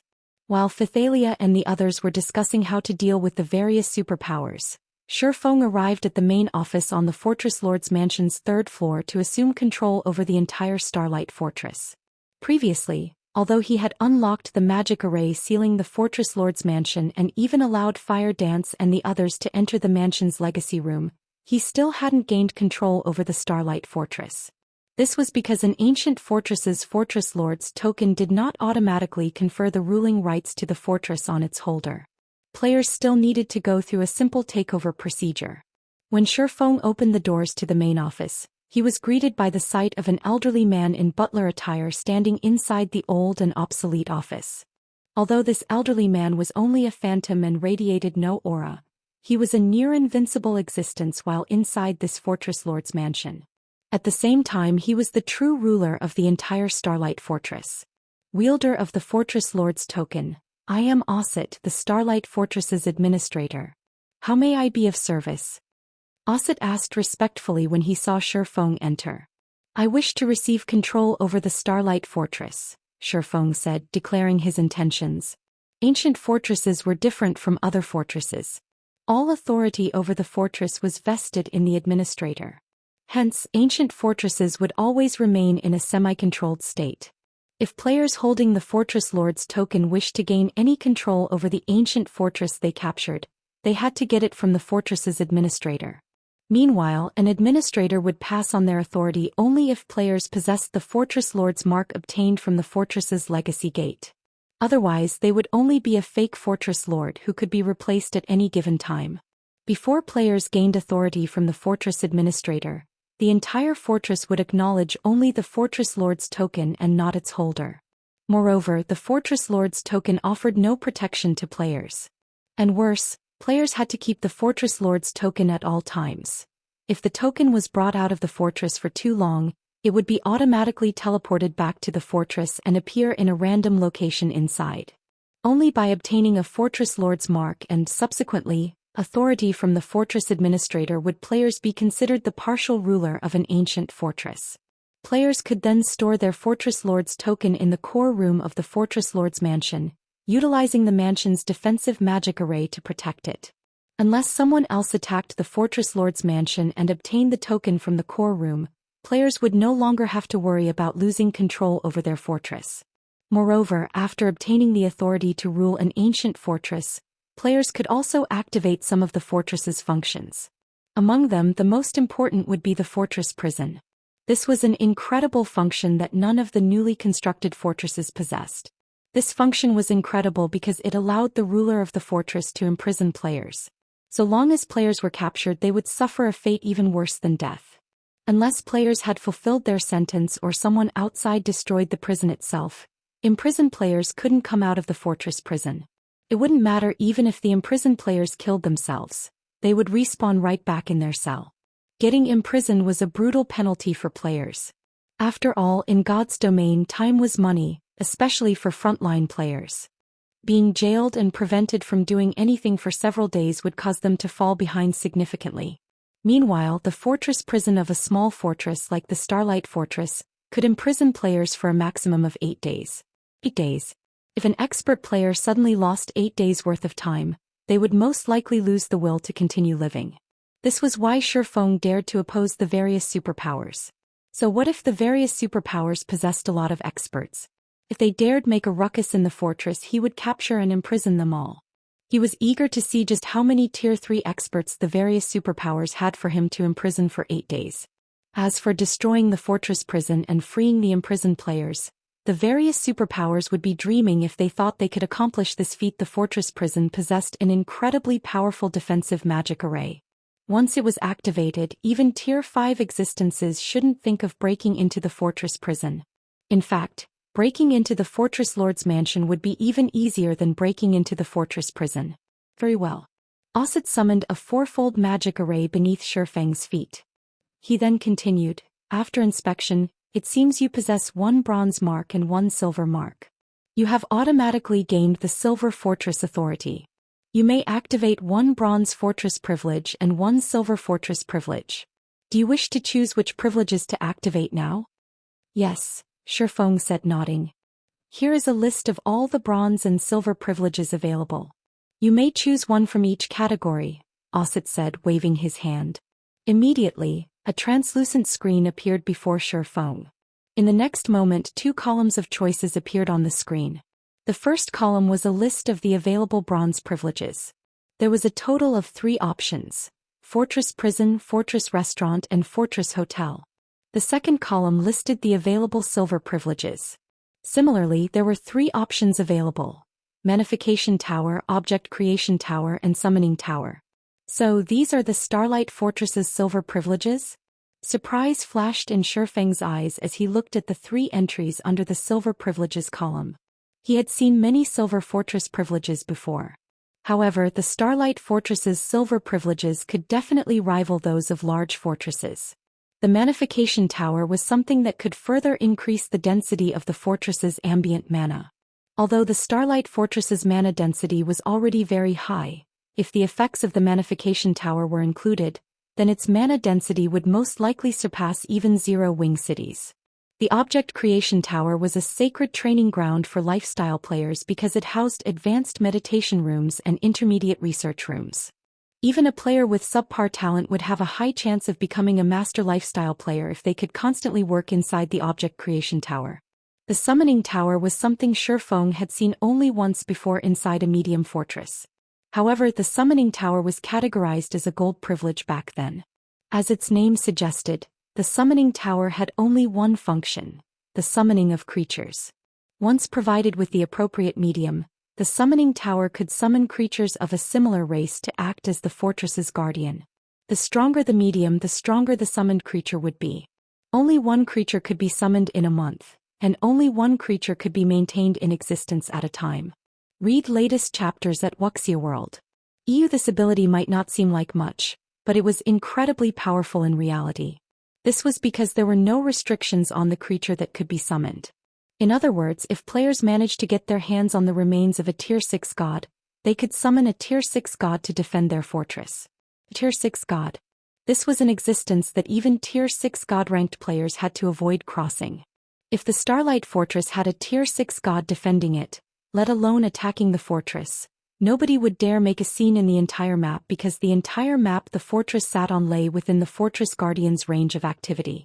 Wielder of the Fortress Lord's token, please make your decision, Osset reminded Shi Feng after seeing the latter remaining quiet for a long time. Chapter 2471, Summoning Tower Activated Osset's reminder snapped Shi Feng out of his daze. I choose the Fortress Prison and Summoning Tower. Shi Feng immediately answered. Of the bronze privileges available, the Fortress Prison was mandatory in Shi Feng's mind. Without this function, he couldn't deter his enemies from causing trouble within the fortress. As for the silver privileges, the Manification Tower and Object Creation Tower would increase the ancient fortress's value and make it more popular among players. However, the Starlight Fortress was the only captured fortress in Star Valley, and as such had no competition. Any player that wanted to develop in Star Valley would have no choice but to visit the Starlight Fortress, which made both towers unnecessary. The Summoning Tower, on the other hand, was a different story. Of the 3 silver privileges, only the Summoning Tower would grant Zero-Wing more control over the Starlight Fortress, which is what the guild needed more than anything right now. Zero-Wing only had 10 members on the western continent, and if it weren't for Divine Tribe's help, it wouldn't have been able to manage the fortress, even if it had managed to capture it. If the Summoning Tower were added into the equation, however, that wouldn't be the case. As long as Zero-Wing summoned a sufficiently formidable creature, it'd be able to hold the fortress even with almost no members. The summoned creature would follow the basic behavioral conditions players set. Players could instruct the summoned creature to defend the Fortress Lord's mansion, for example, or prevent certain people from entering the fortress. Players could also direct the creature to deal with any players that started fights within as well. Combined with the fortress prison, no player would dare cause a scene in this fortress. Of course, this would only be the case if the summoned creature was strong enough. If the summoned creature couldn't kill or suppress players quickly enough, the summoning tower would be little more than decoration. Unlike the Manification Tower and Object Creation Tower that provided clear benefits, the summoning tower would only be as useful as the summoned creature. Moreover, nurturing a summoned creature would require a lot of resources. At first, players would summon the creature at their level. To increase the creature's level, players would have to invest resources. The amount of resources required would depend on the summoned creature's standards. The more powerful the creature was, the more resources it would require to level up. Based on the rumors Shi Feng had heard, the daily cost of maintaining a Tier 5 demonic creature was already on par with an ordinary first-rate guild's total daily net profits. Without sufficient resources, players simply couldn't support the summoning tower's use. Shi Feng wasn't concerned with that issue right now, however. The Starlight Fortress was the only fortress under player control throughout Star Valley at the moment, and it was also very close to the map's God Mode regional dungeon. If Shi Feng could establish his rule over the regional dungeon, he'd easily earn more daily income from the fortress alone to surpass first-rate guild's total daily income. He could make a fortune just by collecting entrance fees. Ancient fortresses were not managed by NPCs, which meant that players didn't have to split the entrance fees with the system. Players would receive 100% of the collected entrance fees. Moreover, a small fortress could charge a maximum of 20 silver per person. This was one of the reasons that ancient fortresses had been so popular among the various superpowers in the past. Once Shi Feng had made his decision, Osset began to chant an incantation. The ghostly NPC then drew a mysterious rune and imprinted it on the fortress lord's token in Shi Feng's hand. Suddenly, a translucent screen appeared above the token, listing the 6 privileges Shi Feng had observed earlier. 2 privileges text gave off a dull glow: the Fortress Prison and the Summoning Tower. Starlight Fortress Prison status. Unlocked activation cost: 30,000 magic crystals. Daily operating cost: 3,000 magic crystals. Do you wish to activate the Starlight Fortress Prison? Starlight Fortress Summoning Tower status. Unlocked activation cost: 50,000 magic crystals. Daily operating cost: 5,000 magic crystals. Do you wish to activate the Starlight Fortress Summoning Tower? Seeing the prompts, Shi Feng chose to activate the summoning tower first, setting aside the fortress prison for the moment. The Starlight Fortress was still sealed and outsiders weren't allowed to enter. Shi Feng didn't need to hurry to activate the fortress prison.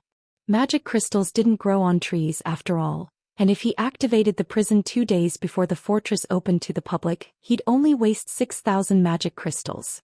However, the sooner he activated the summoning tower, the better. Summoning creatures took time, and the more powerful the target creature was, the more time it would require to summon. In addition, nurturing the summoned creature required time. Shi Feng, who lacked time, wanted nothing more than to summon a creature immediately. If he were lucky, he might be able to level the creature up within the next 2 days. Monsters weren't like NPCs and players. As they leveled up, their basic attributes and combat power would rise to the peak of their level. In comparison, players and NPCs didn't receive such a huge strength boost upon leveling up. They would still need to upgrade weapons and equipment.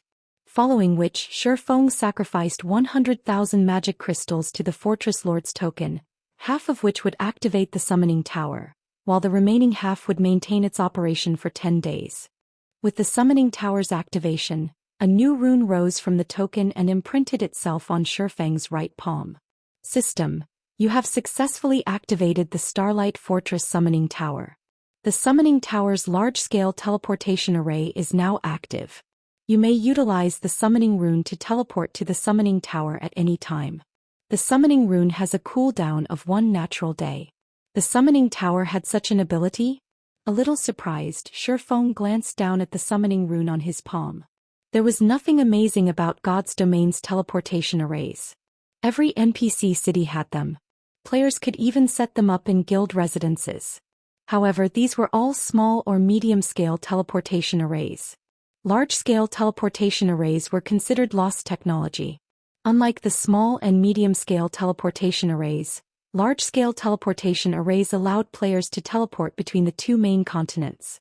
The array in the summoning tower was a large-scale teleportation array, which meant that Shi Feng would be able to travel to the Starlight Fortress at any time, even from the eastern continent. Moreover, the summoning rune only had a one-day cooldown, making it an incredibly convenient tool.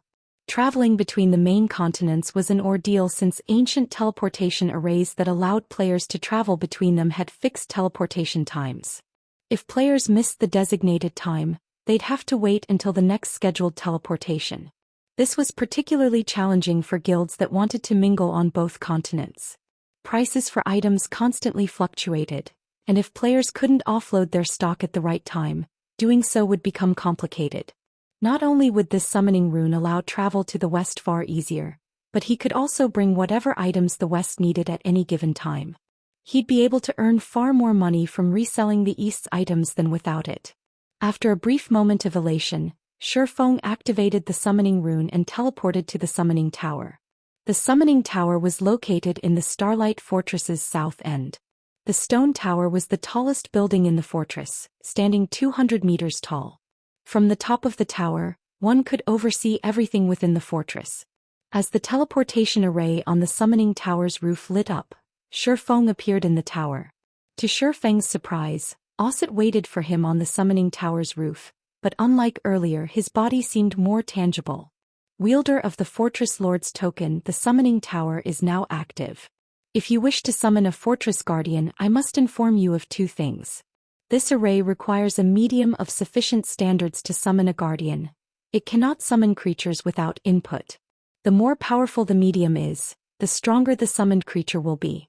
Each summoning also has a 1-month cooldown. I hope you will use this summoning tower properly, Osset informed Shi Feng before transforming into mist and disappearing. Of course, Shi Feng had already known these factors. This information was precisely the reason he had chosen the summoning tower. This should be the place. After approaching the summoning altar on the roof, Shi Feng pulled a claw the size of an adult human from his bag, placing it on the altar. This claw had once belonged to the ice dragon Heathwaite, and it was one of the only 2 legendary materials Shi Feng had on him. Initially, Shi Feng had wanted to use the ice dragon's claw once he had obtained an epic weapon design, but summoning an ice dragon wasn't a bad second choice. His summoned creature would protect the Starlight Fortress, and an ordinary monster simply wouldn't be up to the task. Although he could summon the Starlight Behemoth with the Behemoth's Starlight Scales, that monster wasn't nearly as formidable as an ice dragon. As soon as Shi Feng rested the claw on the altar, he heard the sound of a system notification. System: the summoning altar has discovered the ice dragon's claw. Do you wish to analyze this medium? Begin. Taking a deep breath, Shi Feng made his decision. Not all mediums would work. If the selected medium didn't have enough energy, the summoning wouldn't happen. He already felt the painful sting of losing the ice dragon's claw. He didn't want to sacrifice 2 of them. Doing so would mean throwing away 2 epic weapons. As the altar began its analysis, dark purple smoke emerged from the summoning altar to envelop the gigantic claw. Read latest chapters at Wuxia World. As the seconds passed, Shi Feng grew more nervous. If one ice dragon's claw weren't enough to summon an ice dragon, he'd have to summon the Starlight Behemoth with the Starlight Scales instead. The scales were inferior legendary materials and he had a total of 5. They would certainly be more than enough to summon a Starlight Behemoth. While Shi Feng considered using the Starlight Scales as a replacement, he heard another system notification.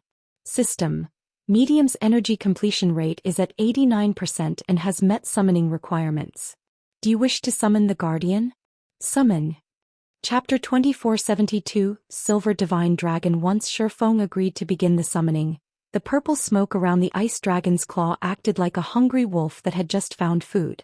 In no time it devoured the stone-like claw. After devouring the claw, the intensity of the smoke's aura skyrocketed like a beast that had just woken from a long sleep. The frightening aura was so powerful that Shi Feng struggled to move. The aura was almost even stronger than that of a Tier 5 NPC. If a Tier 2 player stood in his place, they might have collapsed under the mighty pressure. As the purple smoke's aura grew stronger, the pressure Shi Feng felt increased as well. Just as he was about to fall to his knees, The purple smoke flowed into the summoning altar's ancient magic array. Boom. The instant the purple smoke merged with the magic array, space exploded, forming countless tears around the array. It was as if the surrounding space couldn't endure the power contained within the magic array. After several seconds, space in the center of the altar began to crumble, revealing a dark void. The void grew, and in the blink of an eye, it had swallowed nearly half of the altar. Just before the void reached Shi Feng, the magic array engraved on the summoning altar flashed with a silver light that instantly suppressed the void.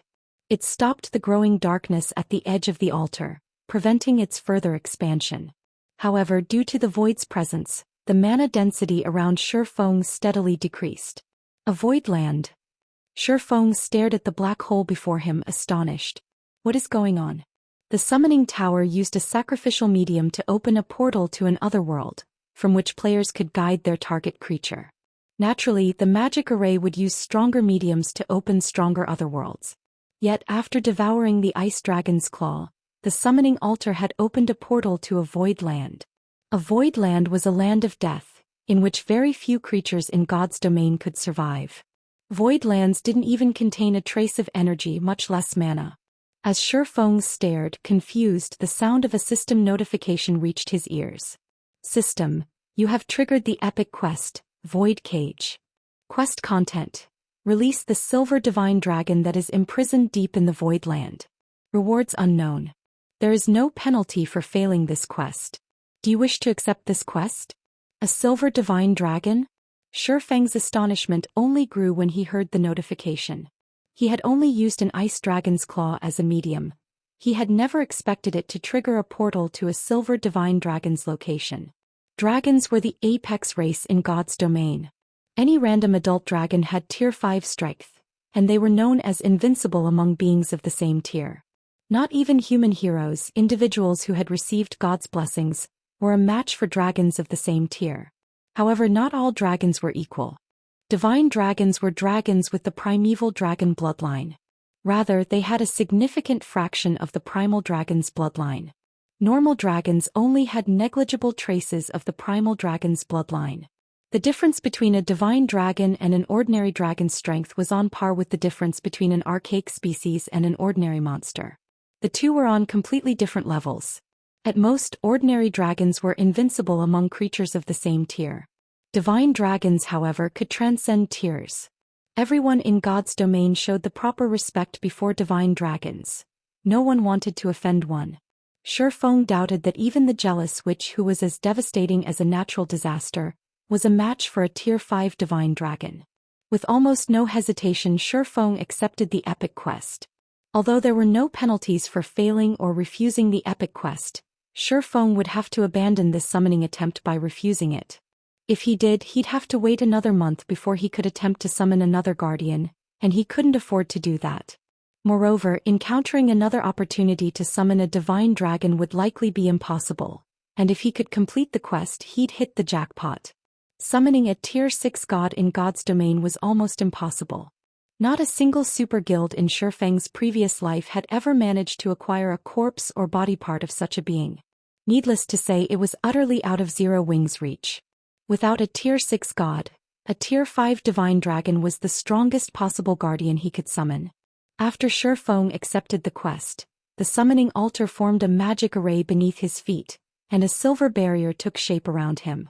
Shi Feng could immediately feel the pressure bearing down on him subside. With this barrier to protect him, Shi Feng felt that surviving in the void land shouldn't pose much of an issue. Does it want me to enter the portal?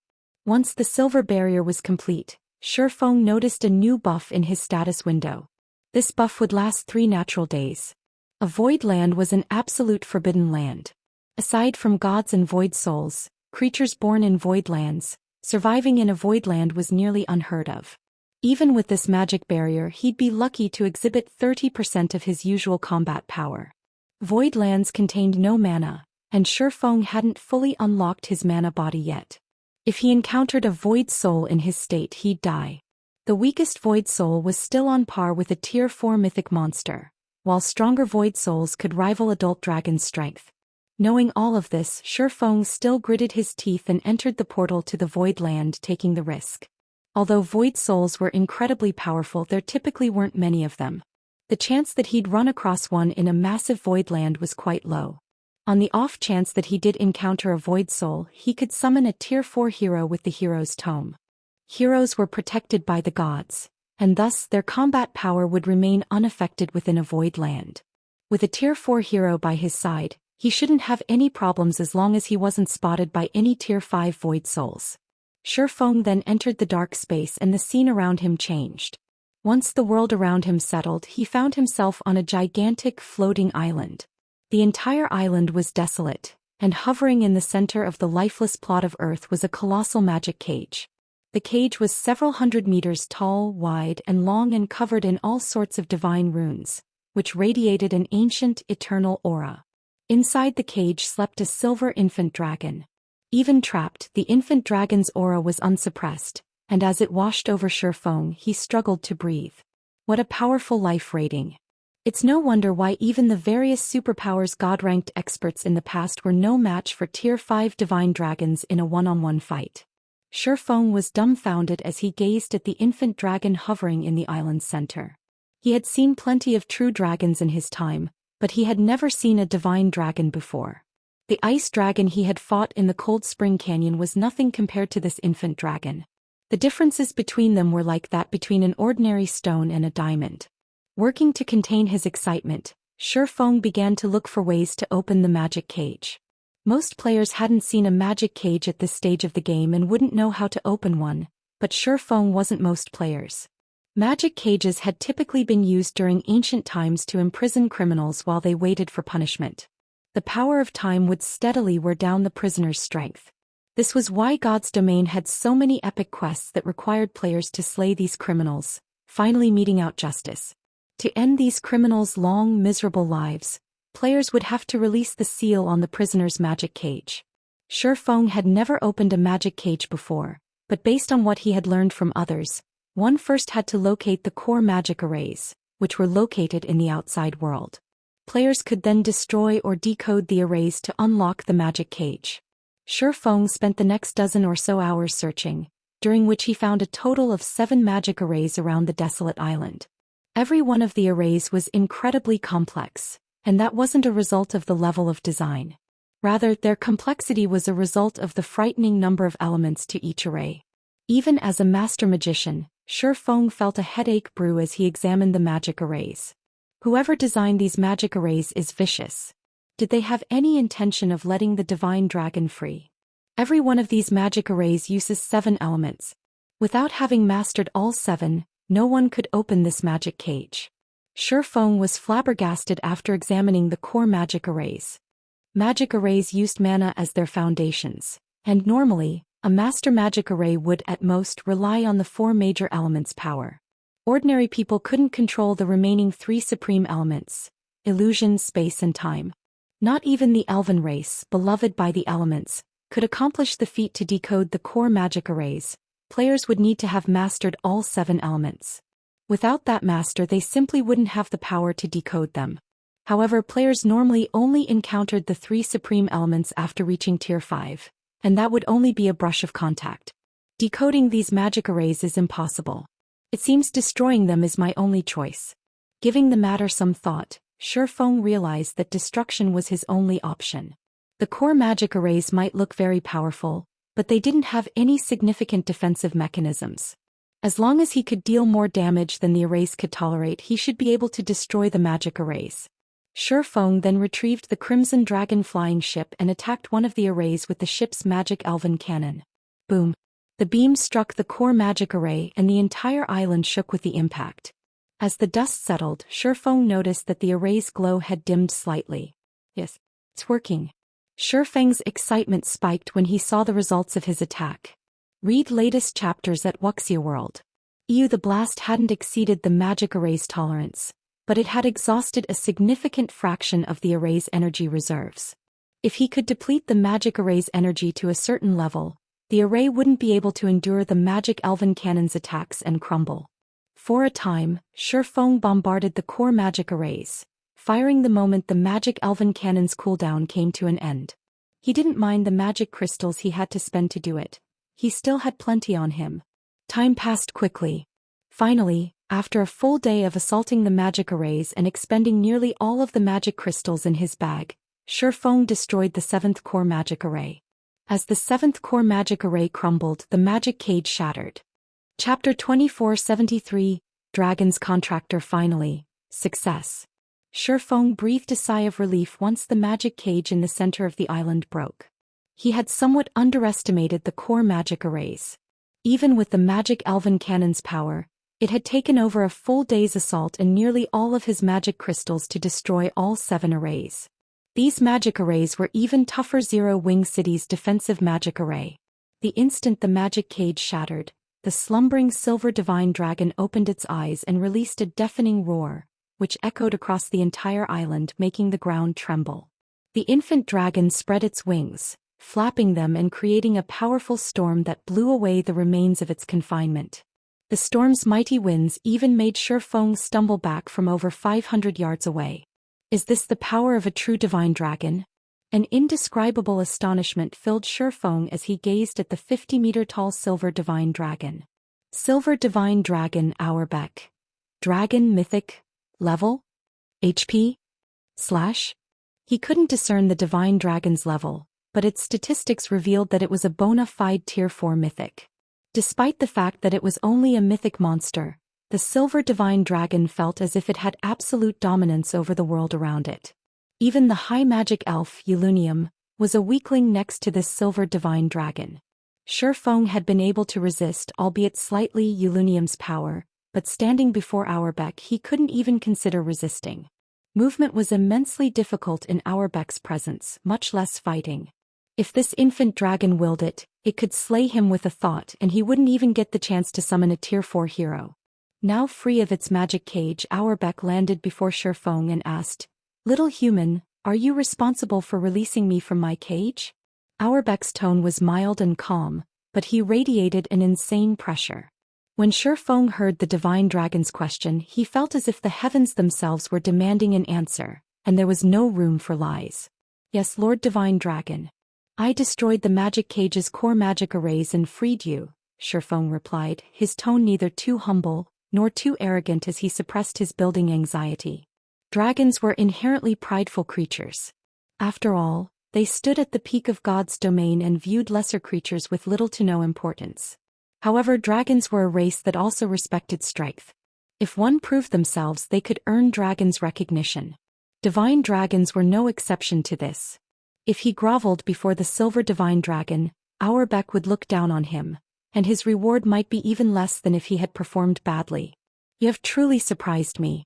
I had never expected such a tiny being to destroy a cage set by a goddess," Auerbach said, surprise and curiosity flashing in his eyes as he watched Shi Feng. He looked at Shi Feng as if he had just seen an ant flip an elephant.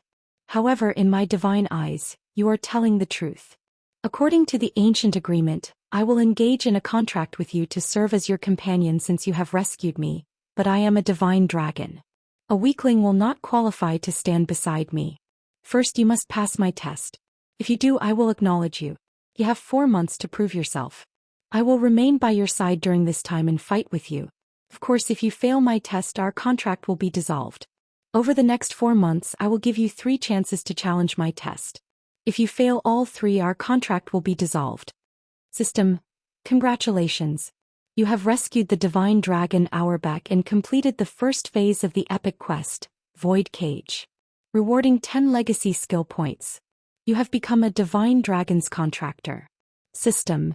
You have triggered the second phase of the epic quest, Void Cage. Quest content. Complete Auerbach's test within 4 natural months. Rewards unknown. Sure enough, obtaining a divine dragon won't be so easy. The notifications didn't particularly surprise Shi Feng. I'll have to try and grow as strong as possible in the next 4 months. The various superpowers had sacrificed much to summon a Tier 5 creature with their summoning towers in the past. Some had even been required to kill Tier 5 NPCs to retain their summoned creatures and establish them as their fortress's true guardians. Although Auerbach was only a Tier 4 mythic, not even ordinary Tier 5 monsters would be a match for the divine dragon. It would be odd if no trial existed to retain control over such a creature. Fortunately, as far as Shi Feng was concerned, 4 months would be more than enough time for Shi Feng to prove himself a strong enough companion for Auerbach. As long as he could fully unlock his epic mana body and obtain the 3 last fragments of Solomon's sword, passing Auerbach's test shouldn't be a problem. The moment Auerbach finished his explanation, the divine dragon began to chant an incantation. A 4-fold magic array appeared around Shi Feng, rapidly shrinking until it transformed into a silver rune. The rune then imprinted itself on Shi Feng's arm before fading away. Shi Feng then received another system notification. System: you have obtained the Contractor's mark and become the divine dragon Auerbach's Contractor. System: the Fortress Lord's token has discovered the Contractor's mark. Do you wish to let the divine dragon Auerbach serve the Starlight Fortress's guardian? Shi Feng agreed without a second thought, and once he did, a new tab, Contracted Companions, appeared in his system interface. He clicked on the tab and discovered Auerbach's statistics, which contained new information. Silver Divine Dragon Auerbach. Dragon Mythic. Level 111 HP 10 900 000 000 /10 900 000 000 crap. Isn't his HP a little too high? Shi Feng nearly cursed aloud when he saw Auerbach's statistics. He had thought the Starlight Behemoth's 4 billion HP had been a little much for a level 113 mythic monster. If players wanted to kill such a boss with conventional methods, they'd need a 1,000-man team of Tier 3 players. Unless a team could deal -8 million damage per second, they'd never overcome the Realm Lord's battle recovery, much less kill it. With the Starlight Behemoth's horrific defense, ordinary Tier 3 experts would barely deal -10,000 damage with their attacks. Auerbach, however, was even more frightening. The Divine Dragon was only level 111, yet it had nearly 3 times as much HP as the Starlight Behemoth. Its battle recovery alone would regenerate 109 million HP every 5 seconds, and a Divine Dragon should have at least twice as high defense as the Realm Lord. Staring at Auerbach's statistics, Shi Feng doubted that even Tier 4 players could kill it, not to mention new Tier 3 players. While Shi Feng was shocked over Auerbach's astonishing attributes, the island under his feet began to tremble and fall apart. Now that the magic cage is gone, this island won't hold for much longer. We need to leave quickly, Auerbach warned his new human companion. The infant dragon began to chant another incantation, and in the blink of an eye, Shi Feng vanished and reappeared on Auerbach's back. The silver divine dragon then spread his wings and, with a flap, transformed into a streak of light, flying toward the spatial tear the summoning tower had opened and leaving the void land. Meanwhile, Divine Tribe's members were hard at work repairing the Starlight Fortress's infrastructure. They'd also begun constructing hotels and shops. To better manage the fortress, Divine Tribe had sent over 100 Tier 3 personal guards to garrison the fortress, all of which were tasked with patrolling the streets and protecting the fortress's various establishments. While Phythalia and the other Divine Tribe upper echelons planned the patrol routes for the personal guards, something odd happened to the summoning tower in the south end of the fortress. Divine runes began to appear around the lightless tower, illuminating the structure with a dazzling glow. Suddenly, an intense aura washed over the Starlight Fortress, and every player within felt stifled, struggling to move. Where is this aura coming from? What is going on over there? Did we miss a guardian boss? Everyone turned toward the brilliantly lit summoning tower, growing anxious. Even Phythalia and the guild's other upper echelons, who met in their temporary residence, wore grim expressions. None of the guardian bosses they had faced had such a powerful aura, yet Divine Tribe's team had still relied on a Tier 4 hero summoning scroll to defeat them. Even then, the Silver Lion Legion had suffered significant losses. Now that the Tier 4 hero they had summoned had gone, they didn't have a Tier 4 combatant in the fortress. If another guardian boss had truly appeared, the consequences would be dire. They had already invested a considerable amount of resources into repairing a portion of the Starlight Fortress. If they had to fight in another huge battle, everything they had worked for would crumble, even before the various superpowers experts arrived. Quick look. Something's above the summoning tower. Read latest chapters at Wuxia World. Ooh, isn't that a spatial tear? Why is there a spatial tear over the tower? The fortress's players recognized the dark tear for what it was immediately, and as it grew, they were overcome with curiosity and confusion. Suddenly, a streak of light flew from the spatial tear, and a figure appeared before them all. As they got a clearer look, what they saw rendered them all dumbfounded. A dragon. Chapter 2474, Fortress Startled. Why has a dragon appeared? Phythalia's expression darkened when she saw the divine dragon, which was over 100 meters long in the sky. She had seen a dragon personally during a quest and was certain that it was a disastrous creature. Neither players nor NPCs, not even NPC cities, could stand before a dragon's might. She had watched a dark dragon destroy an empire's border city and annihilate any reinforcements the empire had sent. Players like her had only been able to watch as the dark dragon destroyed the NPC city and the Tier 4 NPC-led army. If the war god's temple in the empire hadn't sent its forces in time and eventually defeated the dark dragon, the creature would have even slaughtered the nearby players. Other than Phythalia, every divine tribe member in the Starlight Fortress panicked. Most of them had never seen the horror dragons could wreak, but they could all tell how terrifying the creatures were after seeing Auerbach's statistics. Auerbach's level of 111 wasn't anything special, but how did it have 10 billion HP? With the incredible defensive dragons, they would never overcome Auerbach's battle recovery, even if Auerbach stood there and allowed the tens of thousands of players in the fortress to attack. Compared to Auerbach's insane HP, the pressure the dragon radiated was nearly fatal to Divine Tribe's members. They were all experts, with hundreds of tough battles under their belts, yet they felt as if they were filled with lead as they bathed in Auerbach's dragon might. In this state, they'd be fortunate if they could muster the strength to flee, much less fight. Why is this happening? McCaffrey despaired as he watched the divine dragon soar above the Starlight Fortress. Like Phythalia, he had witnessed the power dragons wielded. Current players had practically no hope of defeating such a creature. Even if they still had their Tier 4 hero, they wouldn't stand a chance against this dragon.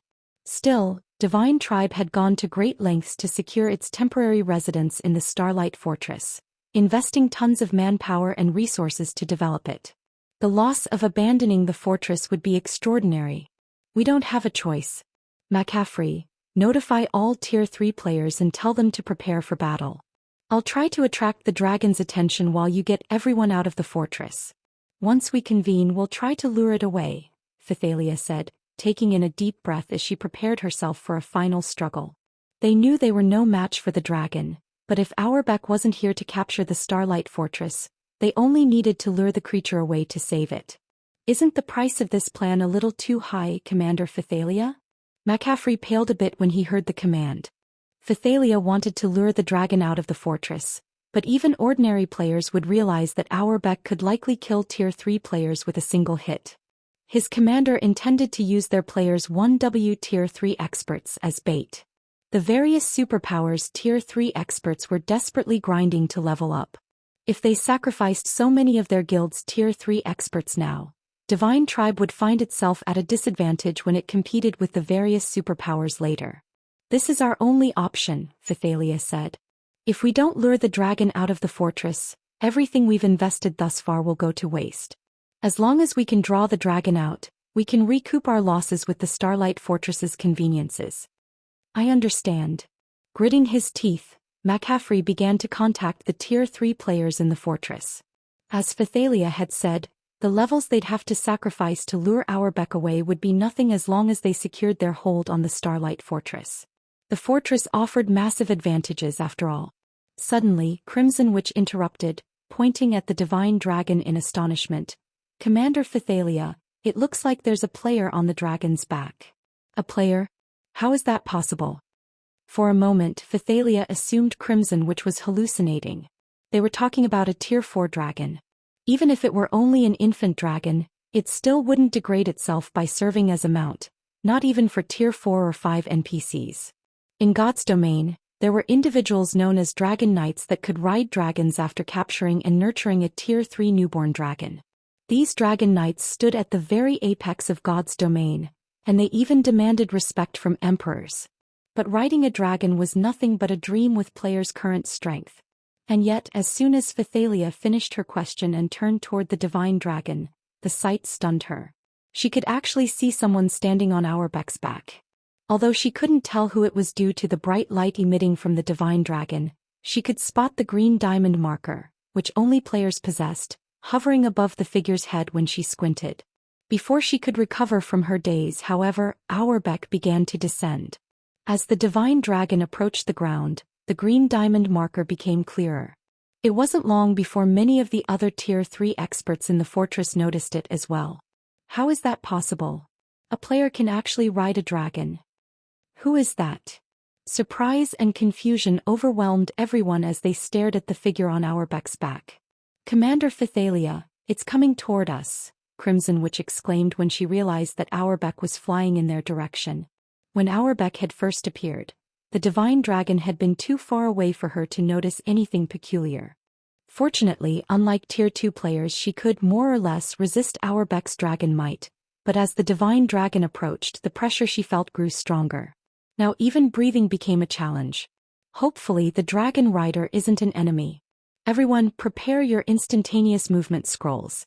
If you notice even a hint of aggression, flee. Every life we can save matters. Phythalia reminded her comrades in a grim tone. If they had merely faced a wild dragon, they would, at worst, lose the Starlight Fortress, abandoning it and allowing the creature to destroy it. If the divine dragon were under a player's control, however, they had a much bigger problem. If that player wanted to, they could command their dragon to massacre every divine tribe member in the area. All of the guild members in the fortress were divine tribes experts, including the guild's 2 trump card legions. If they were annihilated, the consequences would be unimaginably dire. Everyone around Phythalia did as they were told, pulling instantaneous movement scrolls from their bags. Crimson Witch and the guild's other upper echelons all retrieved Tier 3 instantaneous movement scrolls, trump cards the guild had prepared for them as a protective measure. These scrolls were incredibly rare, only obtainable by luck. While divine tribes members in the temporary residence prepared to flee, Auerbach arrived above the building. The divine dragon's speed caught everyone off guard. Crimson Witch and the others were racked with hopelessness, realizing that they couldn't actually activate the scrolls in their hands. Worse, the instantaneous movement scrolls weren't the only thing that had abandoned them. They felt as if space itself had left them to die, siding with the divine dragon hovering above them. Spatial imprisonment. How is this happening? Astonished, Phythalia could do nothing but stare at the divine dragon as it began to land. Spatial imprisonment was a move only the strongest Tier 4 NPCs could use. No monster should be capable of mastering this skill. Yet this dragon had a naturally occurring domain that included the spatial imprisonment's effects. Read latest chapters at Wuxia World. Now they had no hope of escape. This stranger held their lives in his hands. As Phythalia and her comrades' anguish reached its peak, a familiar voice reached their ears. I was hoping to find you. I'm glad you're all here. As the dragon's rider spoke, he jumped down from Auerbach's back. Seeing the player up close, everyone was stupefied. Guild leader Black Flame? Chapter 2475. All sides shaken when they realized that the figure riding Auerbach had been Shi Feng. Silence fell in Divine Tribe's temporary residence as everyone stared at the swordsman. McCaffrey and Crimson Witch in particular, watched Shi Feng walk toward them with dropped jaws. They both felt as if they were looking at a monster with limitless strength. Whenever they thought that they had seen the depths of Shi Feng's, they soon learned that all they had seen was a fraction. Shi Feng's Crimson Dragon flying ship, for example, and the domain tools he had used to suppress the Starlight Behemoth and strengthen the Silver Lion Legion. The various superpowers coveted these items, yet they couldn't get their hands on them. Shi Feng, on the other hand, had them all. Moreover, Shi Feng had successfully captured the Starlight Fortress, a feat none of the various superpowers could accomplish at this stage of the game. And now Shi Feng even had a dragon. Dragons were creatures of ultimate destruction in God's domain. Even the various NPC kingdoms and empires got headaches whenever one showed up, and yet Shi Feng had one under his control. Even if Auerbach were only a Tier 4 infant dragon, it would be more than enough to deter the various superpowers from attacking the Starlight Fortress. So this is why he's so confident. Realization dawned on Phythalia when she glanced at the divine dragon standing silently behind Shi Feng. She now had an inkling of why Shi Feng had rejected her proposal after learning that the Western continent's superpowers might band together to target his fortress. With Auerbach here, the superpowers experts would have to be suicidal to cause a ruckus in the Starlight Fortress. They wouldn't even have the chance to escape if Auerbach set his sights on them. Shortly after Shi Feng had arrived at Divine Tribe's temporary residence with Auerbach, some of the various superpowers' spies reported the situation to their superiors. Impossible. You're talking about a dragon. How can a player possibly control such a powerful monster? When the various superpowers' upper echelons read the reports, they assumed their subordinates had turned traitorous, trying to trick them with false information to prevent them from assaulting the Starlight Fortress. However, as these upper echelons continued to receive similar reports from other spies in Divine Tribe, they couldn't deny the truth. There was no way all of their spies had turned against them at once. To gain more information and a better understanding of the situation in the Starlight Fortress, they had secretly paid a huge price to turn some of Divine Tribe's members in the fortress to their side. Naturally, they had ensured that none of the bribed players knew about each other to prevent these players from collaborating to provide false information for Divine Tribe's benefit. Although the reports were unbelievable, it was undeniable after receiving reports from over a dozen spies. Once they had verified the information, a commotion swept through the various superpowers. Some of the superpowers that had planned to assault the fortress began to hesitate. They carefully considered whether or not they should oppose Shi Feng and the Divine Tribe with the rest of the superpowers. Before the dragon had appeared, they had been 90% sure that they could take the Starlight Fortress. Even if they failed, they'd ensure that no one could use the fortress, even if Divine Tribe sent all of its experts to protect it. However, the situation had changed. If they tried to take the fortress with a Tier 4 Dragon Guard, they'd suffer severe losses. Players didn't have a snowflake's chance in hell of defeating a Tier 4 dragon, which was a fact the various superpowers had long since verified. Since God's Domain's launch, dragons had been responsible for the destruction of many NPC border cities. The Western continent proved to be far more dangerous than the East. Of course, if they gave up on this operation, they'd have a very difficult time finding another opportunity to move against the Starlight Fortress. The fortress had only recently been captured, and even if Divine Tribe had invested a ton of manpower and resources in its repairs, the guild couldn't fully repair the fortress in 3 short days. The Starlight Fortress was at its weakest right now. If they did not assault the Starlight Fortress now, taking it would only become more challenging as time passed. While the various superpowers considered their next move, a 300-man team attacked a demonic creature army camp in a level 100 neutral map not far from Star Valley. Not only did this campsite house over 6,000 demonic creatures, but everyone was level 110. These demonic creatures were even led by a level 112, mythic-ranked 8-eyed Scorpion King.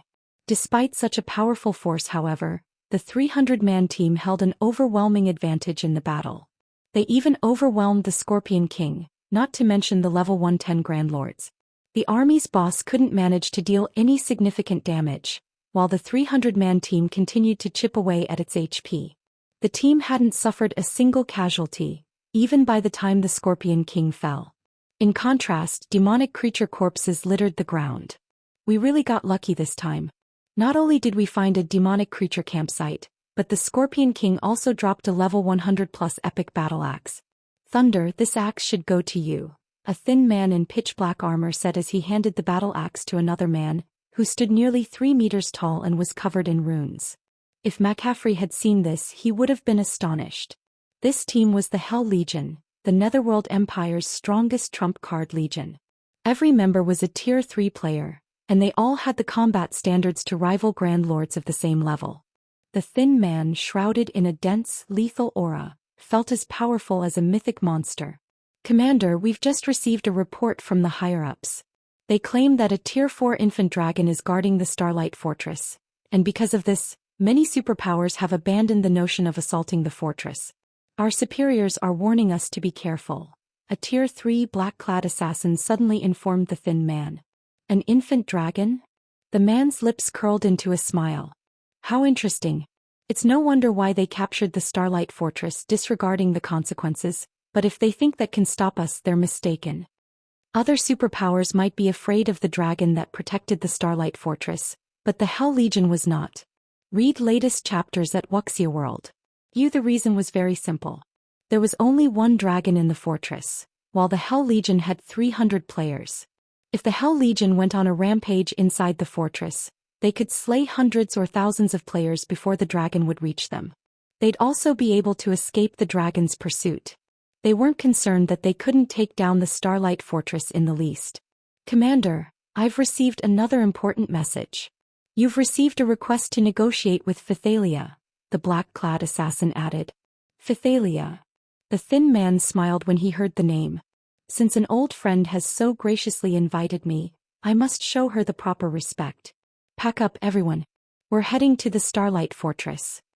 Chapter 2476, Frightening Divine Dragon Star Valley, Starlight Fortress. With Hell Rush in the lead, the Hell Legion finally reached the Starlight Fortress after more than 5 hours of continuous fighting. The fortress had already undergone 2 days of repairs and looked nothing like it had. Not only did the fortress have a new physical look, but its magic array was now fully active as well. A layer of mana enveloped the fortresses, creating an oasis in the Star Valley's mana-thin environment. Moreover, a faint layer of mist surrounded the fortress walls, adding hints of mystery and solemnity. This ancient fortress is amazing. Its mana is so dense. If we could train in the fortress long-term, our mana control would improve significantly. That's not all. If we can live and train here, we could even improve our combat standards. It's no wonder why the higher-ups asked us to take action. If we can take this fortress, we could boost our internal and core members' development speed. We wouldn't have to compete for entry slots to the demonic Mist secret land every week. When the Hell Legion members saw the Starlight Fortress in the distance, their eyes glowed with excitement. The Western continent lacked mana, which was why areas with high mana density became targets for the various superpowers. Players could improve their mana affinity when in those areas, and they'd have a clearer mind while training. This would be of great help as players tried to gain more control over mana. Because of this, whenever a player discovered a mana-dense area, a war between guilds shortly followed. Even the various superpowers participated. Of the mana-dense environments the Hell Legion's members had experienced thus far, none could hold a candle to the Starlight Fortress. The fortress's mana was dense enough that it would even be extremely helpful to experts of their caliber. Commander, Divine Tribe is behaving strangely. They've only sent one party to guard the front gate. They didn't even bother to send a Tier 3 NPC. Aren't they afraid that players will barge in? A Tier 3 ranger in blue leather armor commented when he only saw 6 Tier 2 players by the Starlight Fortress's entrance. In the West, ruling guilds were even required to dispatch Tier 3 NPC guards to the fortress that already had NPCs. The front gate was every fortress's weakest point, even with the defensive magic array active. If a team attacked the front gate before the gate's defensive mechanisms could be engaged, they could destroy the gate and open the fortress to invasion. Thus, powers typically sent in plenty of powerful Tier 3 NPCs to protect the front gate after capturing a fortress. Divine Tribe, however, had done the exact opposite. The guild hadn't even sent a single Tier 3 player to protect the Starlight Fortress's gate, much less Tier 3 NPCs. Moreover, there were only 6 Tier 2 players by the entrance. Divine Tribe was practically begging for another power to attack. Even if the guild wasn't worried about hostile forces destroying the front gate, it was still an important location. Players would hand over their entrance fees at the gate after all, and those coins would be kept in the gate's storage before being transported to the Fortress Lord's mansion at regular intervals. If players plundered the coins during delivery or from the gate's storage, the ruling power would suffer for its lack of security. That's not our concern. Get ready, everyone. We're going in, Hell Rush declared, ignoring Divine Tribe's careless organization. As far as he was concerned, whether or not Divine Tribe sent Tier 3 NPCs to guard the front gate didn't matter to the Hell Legion. If the Hell Legion wanted to break that gate down, Divine Tribe couldn't stop them. Following their orders, the Hell Legion's members summoned their advanced-ranked guild mounts, the Magic-Horned Steed. The Magic-Horned Steeds were large, the size of adult elephants. When 300 Magic-Horned Steeds charged as a group, even the ground trembled under their hooves. Once the Legion reached the gate, however, the party of 6 remained indifferent. They neither seemed afraid nor awed by the sight of the mighty Hell Legion. Rather, they calmly approached Hell Rush. "May I know why you're all here?" a level 105 Tier 2 knight asked. Fearlessly, he explained, "The fortress is still sealed and uninvited players cannot enter." We've received an invitation from Commander Phythalia. You may notify her that the Hell Legion has arrived, Hell Rush proudly announced, looking down at the 6 divine tribe members before him. So you're Commander Phythalia's guests. I'll contact her for authorization immediately. Please wait a moment. When the Tier 2 Guardian Knight heard that the Hell Legion were here at Phythalia's request, he contacted the commander and asked her to grant Hell Rush and his companions permission to enter the fortress. Not long after the Guardian Knight reported to his superior, he began to chant an incantation while watching the Hell Legion. Once he finished, a runic mark appeared on the back of their hands. All right, you now have temporary permission to enter the Starlight Fortress, the Tier 2 Guardian Knight informed the guests. He then warned them with a heavy tone, however, before you go in, I must inform you of something. Currently, a dragon is resting in the fortress and the mana isn't fully stable yet. So once you enter the fortress, I hope that you won't cause too much of a commotion. You shouldn't anger the dragon. If it decides to act, we won't be able to stop it. I hope you can understand. As the Tier 2 Guardian Knight finished his warning, the Hell Legion's members couldn't contain their grins. They acted as if the Guardian Knight had told the funniest joke in the world. Surely this Tier 2 Guardian Knight was trying to scare them. But who were they exactly?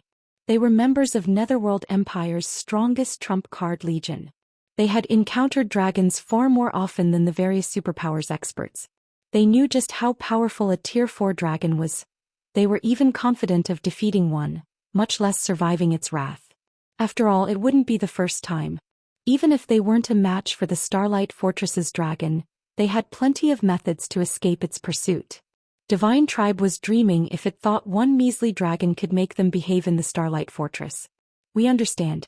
Can we go in now? Hell Rush asked dryly. Of course. Realizing that the man before him paid no heed to the warning, the Tier 2 Guardian Knight could only sigh and nod in reply. He signaled for his subordinates to make way for the Hell Legion. Divine Tribe's guards stepped aside, and Hell Rush led his legion into the Starlight Fortress atop their magic-honed steeds. The mounts left clouds of dust in their wake, and the ground within a 100-yard radius of the legion trembled. The Hell Legion had no intention of keeping a low profile. As the Hell Legion entered the fortress, however, they felt an intense pressure bear down on them, and every member of the legion struggled to move. Some of them nearly fell off their steeds. What's going on? Why is there such immense pressure in the fortress? Read latest chapters at Wuxia World. EU questions filled the Legion members' minds as they fought through the stifling pressure. Before they could find an answer themselves, however, a gigantic figure descended from above.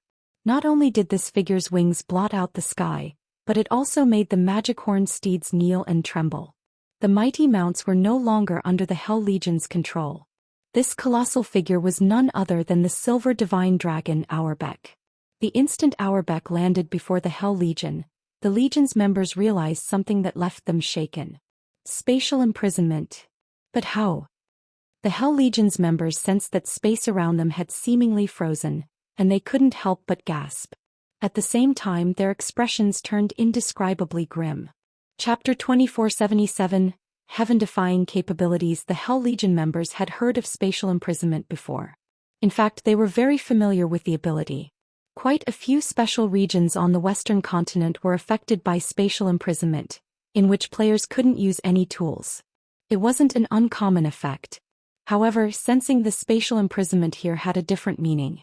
Here it was one of the dragon's passive abilities. Crap. How are they so blessed by the system? Not only did it give them such a powerful dragon, but the dragon can even use spatial imprisonment. Who could possibly stop that? Thunder Beast, a primitive man that stood at nearly 3 meters tall, cursed as he lost his earlier complacence. The Hell Legion knew how powerful dragons were. Not only had they encountered multiple dragons in the past, but they had also clashed with a few of them. This was why they had dared to venture to the Starlight Fortress, even after learning that a dragon guarded it. Of all the dragons they had come across, however, none came close to comparing with the silver divine dragon standing before them. It was only a Tier 4 infant dragon, yet the dragon might Auerbeck radiated made it difficult to move. Not even the Tier 5 dark magic dragon they had met could do this. To make matters worse, Auerbeck had mastered spatial imprisonment, which only a few Apex Tier 4 NPCs could master. The Hell Legion had no chance against such a foe. Once he landed, Auerbach quietly observed the Hell Legion, and its members froze under the dragon's gaze. Auerbach then approached the Legion as they watched his every step. The closer Auerbach got, the stronger the pressure the Hell Legion members felt became. The Hell Legion's members began to regret their decision to come to the fortress, realizing they had acted a little too rashly. Had they judged the dragon's strength properly before causing a scene in the fortress, they wouldn't have been caught off guard. "Wolf, your group will activate the mana barrier," Hal Rush shouted at the Tier 3 ranger beside him after seeing his teammates' growing despair. "The rest of you will use that chance to retreat." Auerbach was far stronger than he had expected, but Divine Tribe was dreaming if it thought it could corner the Hell Legion with one dragon. If any other superpowers trump card legions stood in the Hell Legion's place, they'd be helpless. But the Hell Legion wasn't just any legion. No ordinary super guild could match the legacies and ancient technology Netherworld Empire had obtained. The blue-clad ranger, Black Wolf, and the several players beside him gritted their teeth as they each pulled a dark gray crystal from their bags. They then began to chant an incantation. Dense mana radiated out from Black Wolf and his comrades. It formed a pitch-black barrier that swallowed the Hell Legion. Once the magic barrier had taken shape, the Hell Legion members were freed from Auerbach's spatial imprisonment. Hal Rush released a held breath in a deep, relieved sigh. He then commanded, "Good. Everyone use your return scroll and retreat." The mana barrier was Netherworld Empire's greatest creation. This barrier couldn't suppress their enemies, but it would create a domain for a short time, freeing the players within from any restrictive effects. With the help of the mana barrier, players could even use return scrolls in areas that prohibited their use. Moreover, the defensive barrier would prevent anything from entering once active. The mana barrier was the best life-saving and defensive tool currently available in God's domain. Hal Rush had wanted to save the mana barrier for their assault on the Fortress Lord's mansion, but right now he couldn't care less about that.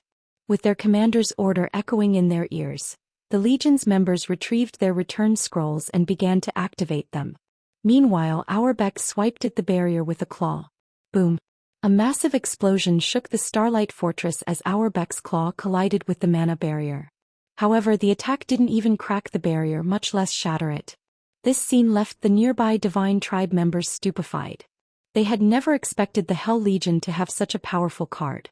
They had already witnessed the Silver Divine Dragon's strength. Ordinary Tier 4 mythics were children in comparison. And yet, the mana barrier remained intact even after taking a blow from the Divine Dragon. The barrier's defensive strength was even greater than the Starlight Fortress's walls when the magic array had been inactive. So what if you have a Tier 4 dragon? You're 100 years too early if you think you can make an example of the Hell Legions. Thunder Beast laughed when Auerbach failed to destroy the mana barrier. Alright, enough. The Starlight Fortress is much stronger than we initially anticipated. We need to revise our plan once we return, Hal Rush warned his teammates, realizing that Thunder Beast wanted to linger. He had wanted to show off the Hell Legion's power before Phythalia and Divine Tribe's other upper echelons, but he had never dreamed that their dragon would be so astoundingly strong. The Hell Legion hadn't suffered any casualties, but they had sacrificed an important magic array, which was a minor loss. Of course, this experience also showed the depths of the Starlight Fortress's defenses. Auerbach might be very powerful, but if Netherworld Empire planned its next move carefully, negotiating a partnership with Divine Tribe would still be possible. As Hal Rush and his companions were in the midst of activating their return scrolls, a voice called out to them. "You guys just got to the Starlight Fortress. Why are you in such a hurry to leave?" With the question, space within the fortress seemed to shake. Following which, a phantom world washed over the fortress, isolating it from the outside world. While the phantom world took over, the mana barrier's domain waned. Although the barrier remained in place, the mana within began to corrode. A second later, the Hell Legion members discovered that mana had stopped flowing within their return scrolls, and as a result, the magic arrays under their feet began to crumble, eventually disappearing altogether. It stunned every member of the Hell Legion. What was going on? The mana barrier was still up, so why couldn't they teleport? Something's actually suppressed the mana barrier? Black Wolf, in particular, was stunned when he sensed that he no longer had control of the mana around him. Read latest chapters at Wuxia World. The mana barrier could wrestle control of a specified space, even within a forbidden land that prevented teleportation. However, something had suppressed it and thoroughly. The Hell Legion members' plummeting basic attributes and physiques made this much clear. Understanding that they had missed their chance to teleport away from the Starlight Fortress, the Hell Legion's members couldn't help but turn toward the voice's origin. After this person had asked their question, their ability to teleport had been taken from them. The speaker must have something to do with that. The Hell Legion's members found that the voice had come from Auerbach's back. Due to the divine dragon's natural glow, they hadn't noticed the man, but squinting to see through the light, they discovered that someone was actually riding the divine dragon, standing on his back. "So you're Zero Wings Guild leader, Black Flame?" Hal Rush asked, staring at the player perched on the silver divine dragon. Chapter 2478, True Foundations. Hal Rush's question stunned the rest of the Hell Legion in the mana barrier. They all stared at Shi Feng in astonishment. Is he really human? They had heard that Shi Feng had something to do with the silver divine dragon, but they had never thought that he would be capable of controlling it and be able to suppress the mana barrier. Having either power would overjoy any of God's domain's superpowers. Both a dragon and a domain treasure would be incredibly useful when defending fortresses and rendering other superpowers' attacks useless. And now they learned that Shi Feng had both. It was absurd. "That's correct. I'm Black Flame," Shi Feng replied, nodding. "I never could have guessed how much strength you've hidden. The various superpowers' heads are already aching over your dragon, yet your power isn't limited to the creature." Hal Rush could not help his bitter smile as he spoke to Shi Feng. The Hell Legion admits defeat.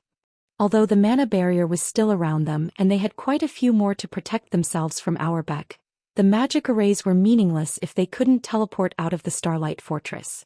It would only be a matter of time before they ran out of mana barriers. Without the barrier to protect them, they wouldn't have a hope of escaping the divine dragon. As for trying to face Auerbach in battle, that would be futile. They could barely move under the infant dragon's dragon might, much less fight. In other words, the Hell Legion was utterly at Shi Feng's mercy. Rather than waste time with pretenses, Hal Rush thought it wise to surrender. However, after his statement, he and his team heard a clear, soft voice. "Commander Rush, I'm afraid we have a misunderstanding. I invited you here at Guild Leader Black Flame's request. Since you are the Starlight Fortress's esteemed guest, Black Flame decided to welcome you personally." Another figure stood from her position on Auerbach's back. It was Phythalia, the Divine Hymn Legion's commander. "Welcome us." Hal Rush rolled his eyes. Why would anyone use a dragon to welcome guests? Not only had Shi Feng arrived on the back of his dragon, but he had also used a domain tool. Did they really consider this a proper welcome? The rest of the Hell Legion glared at Phythalia. Even a fool would recognize this display as a warning. However, they had no choice but to endure the act. "This isn't a suitable place for our conversation, Commander Rush. Let's continue inside the Fortress Lord's mansion," Shi Feng said, unconcerned with whether Hal Rush believed Phythalia or not. He then leaped off of Auerbach and cancelled Miniature World before leading his guests toward the mansion. The Hell Legion's several vice commanders looked toward their leader, wondering how Hal Rush would respond. "Since we're already here, we might as well talk," Hal Rush muttered to his vice commanders. He couldn't tell what Shi Feng was after, and the swordsman currently held the Hell Legion's fate in his hands. Hence he decided to concede. Hal Rush then followed Shi Feng to the Starlight Fortress's Fortress Lord's mansion. Meanwhile, his vice commanders instructed the rest of the Legion's members to find a place to rest before they followed. When Hal Rush and his entourage walked toward the Fortress Lord's mansion, located in the fortress's core, they were shocked. As they grew closer to the mansion, they could feel the mana growing denser. They sensed that the mana around them had already become 30% denser when they were only halfway to their destination. A 30% increase could raise their training efficiency with combat techniques, skills, and spells by at least 50%, and it would be particularly prominent when practicing advanced and bronze combat techniques. Training in this environment would yield even better results than when they trained in the mana-dense secret lands under Netherworld Empire's control. What is that place?" Hal Rush asked, noticing an ancient tower a short distance away from the Fortress Lord's mansion. The tower only had 5 floors, but the concentration of mana around it was second only to the Fortress Lord's mansion.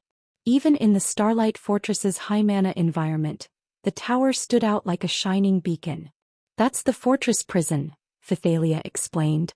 "It's where we intend to keep players who cause trouble, similar to the prisons in NPC cities." "It's the same as the prisons in NPC cities?" Hal Rush wore a grim expression after hearing Phythalia's answer. His vice commanders stared at the ancient tower in horror. If they died within the fortress, they would at most lose a level and a piece of equipment. With the Hell Legion's strength, they could recover from the losses in no time. But none of them wanted to face imprisonment after a death. That outcome would be even worse than if they died 3 or 4 times in a row. Time was more important than money in God's domain, especially for frontline players. Opportunity waited for no man. They would only have the highest chances of growing stronger by maintaining their positions at the forefront of the game's player base, and they might even find a rare opportunity that could change their fates. If they were stuck in jail for 5 or 6 days, however, they'd fall behind and catching up would be insanely difficult. The dragon, the domain tool, those were insignificant compared to the fortress prison. Auerbach might be able to annihilate the Hell Legion with the help of a domain tool, but the Legion's members would recover to their peak in 3 or 4 days. They might even become stronger than they had been. Spending a handful of days in the prison, on the other hand, would cripple the Legion. Catching up would take at least 1 to 2 months. The fortress prison alone was more than enough to deter any power from assaulting the Starlight Fortress. While Hal Rush and his vice commanders secretly plotted to investigate the fortress prison, they arrived at the mansion. The Fortress Lord's mansion was now fully repaired and looked like a castle from a fantasy novel.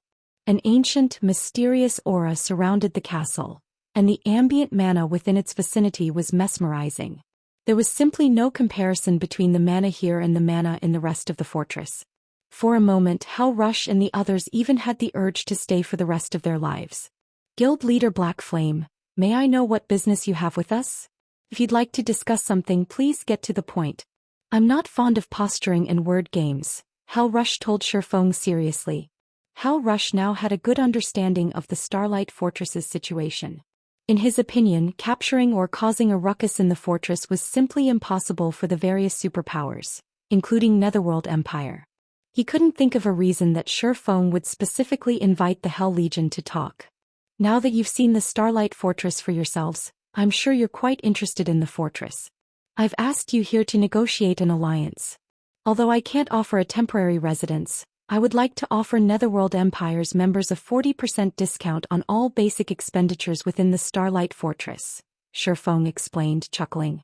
40%? Are you serious? The offer instantly tempted Hal Rush. Star Valley was a forbidden land far away from civilization, and travel to the map was incredibly inconvenient. This was precisely the reason that Netherworld Empire wanted the Starlight Fortress's sole temporary residence. If his guild could secure a residence within Star Valley, Netherworld Empire's members could teleport to the Forbidden Land, saving plenty of travel time and coins. Although not having a temporary residence would be inconvenient, a 40% discount on all basic expenditures within this fortress would allow Netherworld Empire to save a ton on development costs. Basic expenditures weren't limited to facilities such as hotels. Entrance fees would be included as well, which players had to pay every time they wanted to enter the fortress.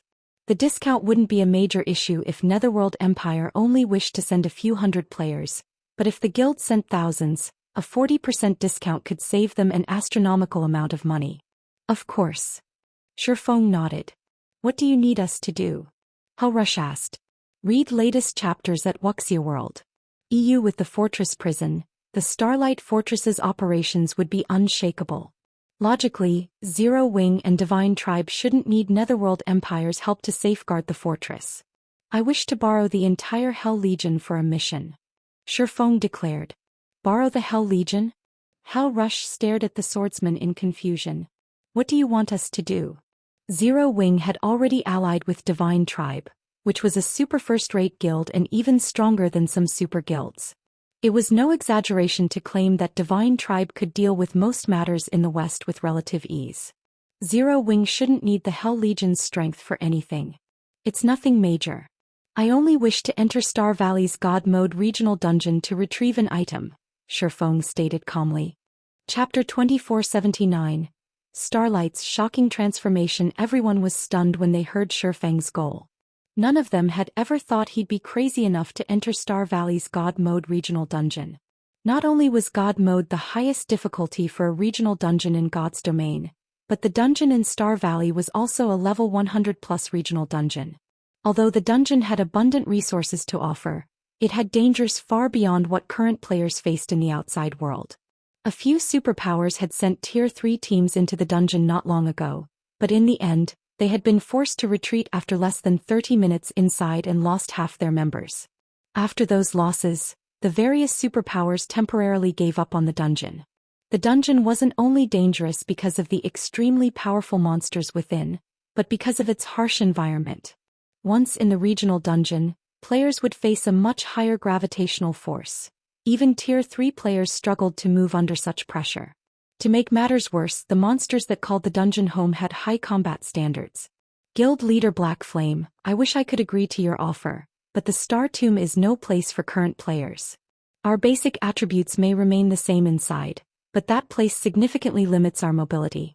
Just fighting the level 105 Great Lords in the dungeon is a massive challenge, not to mention the level 105 Grand Lords, Hell Rush explained after taking a deep breath. Although Shi Feng's offer was wildly tempting, the idea of entering the Star Tomb was a joke. While inside the Star Tomb, Tier 3 players' mobility would be reduced to Tier 1 standards. And to make matters worse, the increased gravity didn't affect the dungeon's monsters. And that wasn't all. Most importantly, players' stamina consumption would skyrocket during combat in such a high-gravity environment. If players ventured too far into the Star Tomb, they could lose their lives due to stamina depletion. Moreover, players couldn't teleport out of the regional dungeon, even with Netherworld Empire's mana barrier. If they weren't very careful, they could easily team wipe. I understand your concerns, Commander Rush, but if we succeed, I'm willing to reserve 8 of the mana training rooms in the Fortress Lord's Mansion for Netherworld Empire.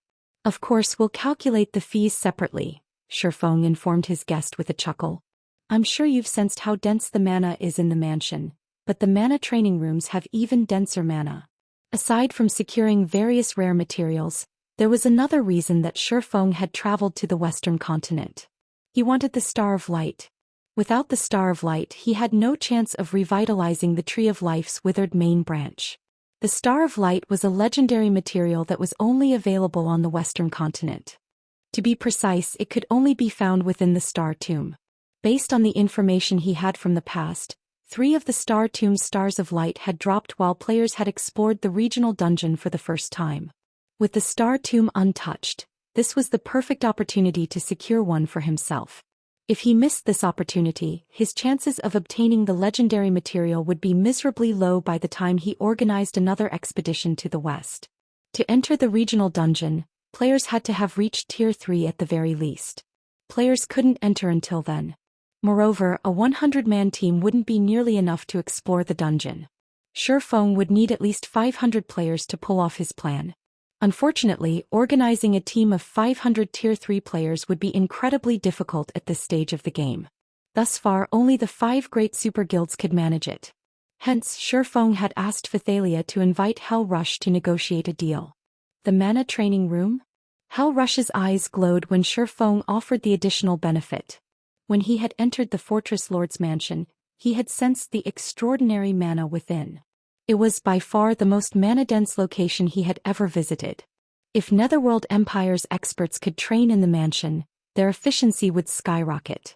Yet Shi Feng had just told him that the mana training rooms had even denser mana. If such an astounding training environment truly existed, they could develop their mana control and unlock their mana bodies with unprecedented speed. Please, take your time to consider the offer carefully, Commander Rush. If we encounter a situation within the Star Tomb that we cannot overcome, you may retreat, and the benefits I offer will remain yours, Shi Feng clarified.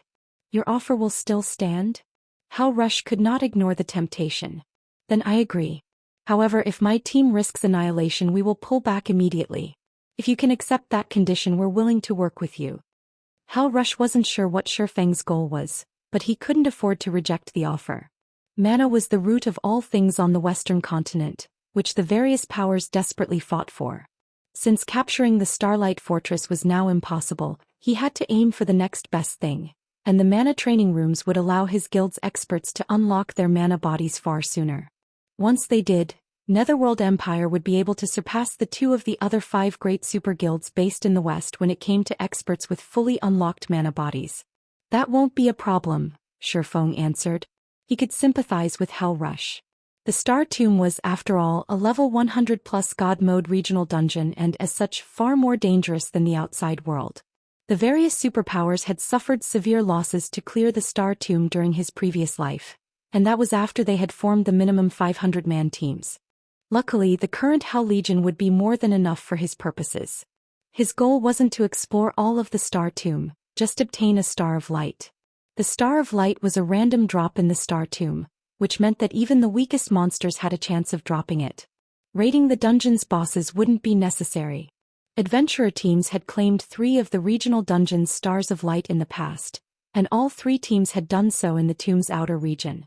Those adventurer teams had merely been grinding for magic crystals, but they had lucked out and acquired Stars of Light instead, becoming rich overnight. Read latest chapters at Wuxia World. Since no one had explored the Star Tomb yet, they should have a high likelihood of obtaining at least 1 Star of Light. Following which, Shi Feng signed a contract with Hell Rush stating that Netherworld Empire's members would enjoy a 40% discount on the Starlight Fortress's basic expenditures.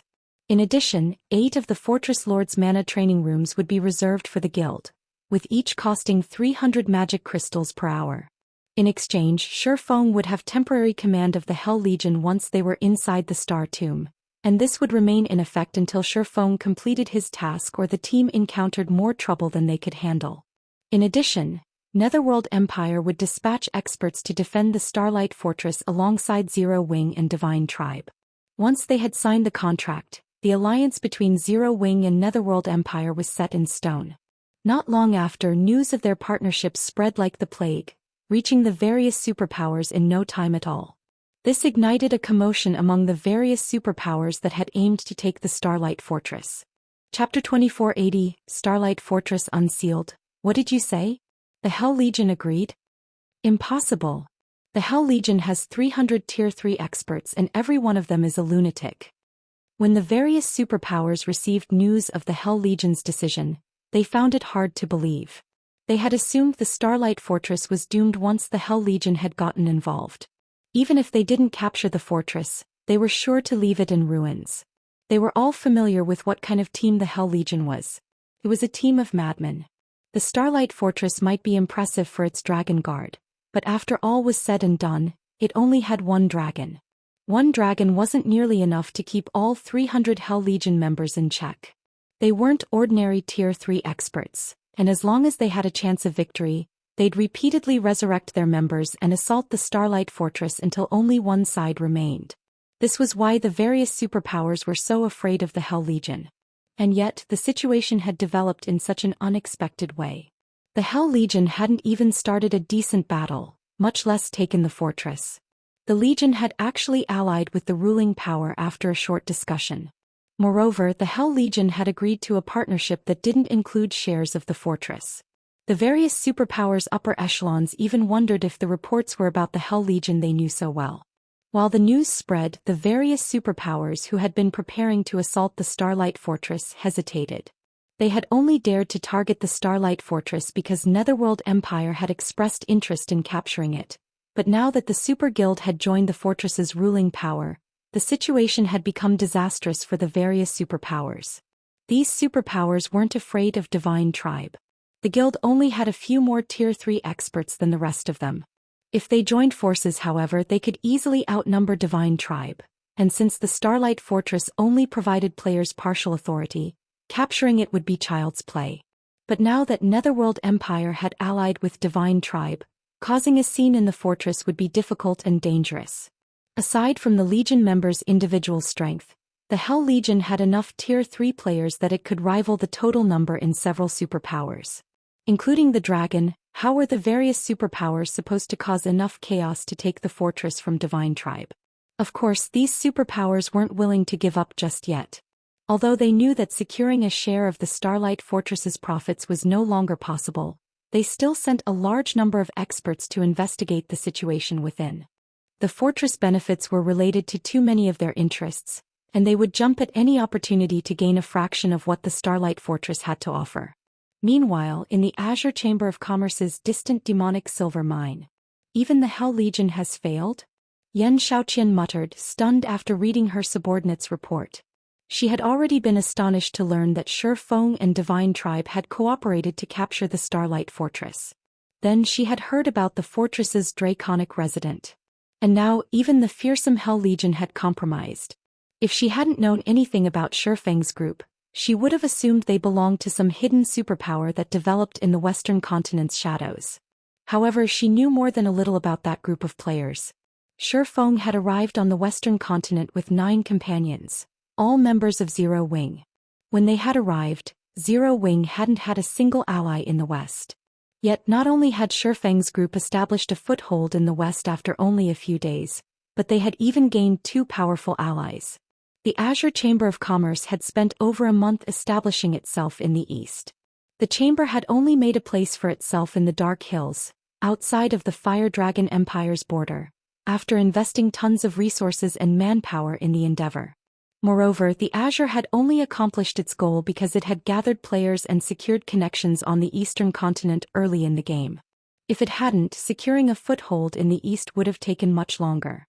Shi Feng, however, had secured the Starlight Fortress in less than 4 days, driving the Western continent's various superpowers crazy. Young miss, we don't have much time left before the competition between families. The family has already ensured that you'll have use of the trial grounds. They hope you will cherish the opportunity and restore the reputation the family lost during the prior competition. Please don't let other matters distract you, an amiable old man advised, sitting next to Xianxia in one of the mine's lounges. I understand. Zero Wing merely has a foothold in the West and access to more resources now. It still isn't nearly powerful enough to help Silent Wonder win the family's annual competition, Xianxia said, nodding. Once she had calmed her flustered heart, her confidence returned. Zero Wing might now have a place on the Western continent, but whether or not it could develop in the West was a different matter entirely. The guild's greatest enemy wasn't the Western continent's various superpowers, but the demonic creature armies. As a forbidden land, no kingdom or empire protected Star Valley. In other words, the Starlight Fortress would face the full brunt of the demonic creature armies without NPC help. It was easy to imagine how much danger the fortress was in. Even if Divine Tribe and Netherworld Empire cooperated, they couldn't necessarily protect the fortress from the demonic creature's invasion. Even if Zero Wing defended its hold on the Starlight Fortress, that had nothing to do with helping Silent Wonder.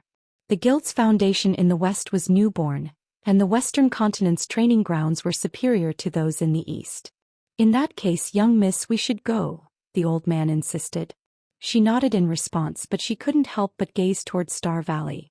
Just you wait. I will not let Silent Wonder defeat me in this competition. Xianxia inwardly swore, recalling Shi Feng's utter disregard for her and Azure before leaving the demonic silver mine. Her family had paid a huge price to get her access to the trial grounds. This was an opportunity that few in God's domain could enjoy. As long as she could complete the trial, she could even defeat Shi Feng, let alone Silent Wonder. While Xianxia left the demonic silver mine atop her flying mount, Shi Feng led the Hell Legion to Star Valley's inner region. Even Tier 3 players could lose their lives in the Star Valley's outer region, to say nothing of the level 100+ Forbidden Lands inner area. The lowest leveled monsters in the inner region were level 110, and they generally moved in groups with Grand Lord leaders. Each of these groups consisted of over 1,000 monsters, with some of the larger groups having 2,000 or 3,000. They were practically roaming armies. If a 100-man Tier 3 team encountered these monsters, the slightest mistake could lead to a team wipe. Fortunately, the Hell Legion's members were extraordinarily strong, and there were 300 of them. They could venture through the inner region in relative safety, although their progress was incredibly slow. After more than 10 hours of travel, Shi Feng and his team reached the inner region's boundary. They could see a gigantic mountain not far from their position on the inner region's border. The mountain's aura felt boundless, and those who approached could feel their bodies grow heavier. The closer one got to the base of the mountain, the stronger the sensation became. This was none other than Star Valley's God Mode regional dungeon, the Star Tomb. Consider this carefully, Guild Leader Black Flame. Do you really want to go in there? Once we're inside, leaving will be a challenge, and if players die, they won't resurrect outside of the dungeon. Hell Rush warned Shi Feng as he stared at the mountain before them. Read latest chapters at Wuxia World. The Star Tomb was a very special location. When players normally died, they'd resurrect in the nearest NPC town or city, but that wasn't the case in the Star Tomb. No matter how many times players died, they'd only return to life within the dungeon. I understand. Let's head in. Shi Feng was quite familiar with the Star Tomb's peculiarities, yet he walked into the regional dungeon with no hesitation. Hell Legion's members only glanced at each other before helplessly following the swordsman. Shortly after Shi Feng and his team entered the Star Tomb, the Starlight Fortress in Star Valley's outer region lit with a bright glow as the seal was finally removed. The Starlight Fortress had opened to the public. Chapter 2481. Fortress of Astronomical Value. Quick, look. The Starlight Fortress is open. It's finally open. I've been waiting for this moment. The various superpowers and independent players in the nearby forest immediately noticed the dazzling glow that enveloped the Starlight Fortress.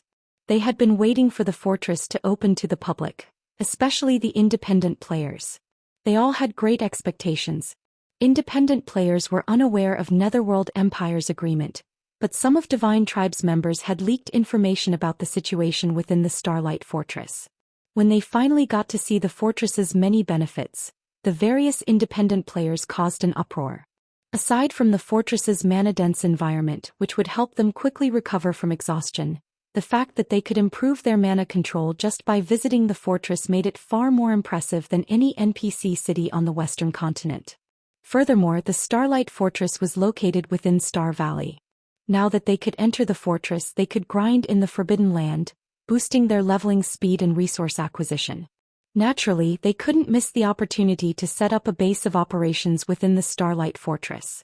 Although the various superpowers had dispatched many of their players, they were no match for the number of independent players eagerly waiting to enter the fortress. The independent players who had been resting in the forest charged toward the Starlight Fortress like a flood of madmen. Despite their imposing might, not even the various superpowers experts reached the fortress before the tide of independent players. However, the scene didn't enrage the superpowers.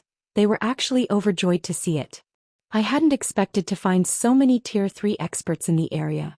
I doubt Netherworld Empire and Divine Tribe expected so many players either. This is going to be interesting. Even Netherworld Empire's Hell Legion would be helpless against so many Tier 3 experts. When the various superpowers' upper echelons saw the independent players swarm toward the Starlight Fortress, excitement flashed in their eyes. They had begun to believe that they had no hope of causing chaos within the fortress. After all, Netherworld Empire's Hell Legion was not just for decoration. They hadn't expected a situation like this, and they had never imagined that independent players would be so interested in the Starlight Fortress. There were already more than 5,000 Tier 3 independent players, not to mention the Tier 2 players. There were more of them than those in the various superpowers combined.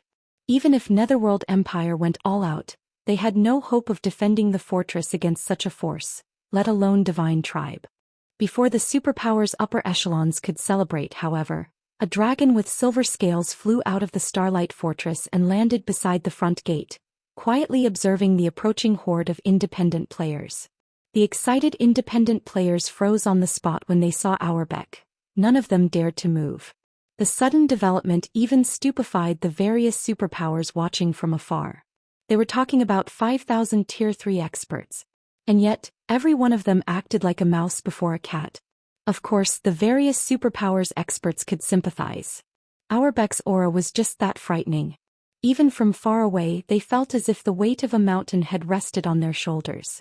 Needless to say, the independent players who were much closer to the Silver Divine Dragon felt an even stronger pressure. Is that really just a Tier 4 dragon? The various superpowers experts were at a loss for words as they stared at Auerbeck. They had realized that Auerbeck was exceptionally strong after the Hell Legion had fled from it, but seeing the Divine Dragon in person, they understood how mistaken they had been. This was not a matter of strength. No one should be so foolish as to provoke Auerbeck. The Starlight Fortress is now open to the public. If you wish to enter the fortress, listen carefully. All combat is prohibited within the fortress walls. Not only will you be slain if you break this rule, but you'll also be imprisoned for 8 days in the fortress prison, McCaffrey, who stood on the wall above the main gate, announced as he gazed at the players below. If nobody has any questions, you may register to enter the fortress. As McCaffrey finished his statement, the nearby players' expressions changed. The announcement dumbfounded the various superpowers members in particular. Fortress prison? What is he talking about? The superpowers upper echelons who had laughed at the Starlight Fortress's latest predicament could no longer muster the strength to laugh. They were familiar with the concept of God's domain's prisons. Once players were jailed, they'd have to serve their time unless someone destroyed the prison from the outside. It was this moment when the various superpowers understood, more or less, why Netherworld Empire had decided to compromise. With a fortress prison around, who would dare cause a scene in the fortress? The various superpowers began to despair when McCaffrey began to speak once more. Due to the fortress's limited space, players may only remain inside for 1 natural day. Each consecutive day you spend in the fortress will cost 1 magic crystal. In addition, all basic services the fortress offers cost magic crystals. If you fail to pay for the services you've requested, you will also spend 8 days in the prison. Please keep this in mind during your stay. After listening to McCaffrey's speech, every player in the area was stunned again. Normally, the various powers did everything they could to increase a fortress's player population after capturing one, which in turn would transform the fortress into a trade hub. This would also give the ruling power access to a huge amount of resources, yet the Starlight Fortress's owner had decided against that. They showed no regard for attracting players to the fortress. The entrance fee alone cost a whopping 20 silver per person, and players were only allowed to spend a day in the fortress. Once that day was up, every additional day would cost a magic crystal. To make matters worse, they had to pay magic crystals for the services within the fortress. This was basically daylight robbery. Only a fool would enter the fortress. On the Western continent, magic crystals were incredibly rare, which made them far more valuable than coins. Moreover, most high-value transactions involved magic crystals.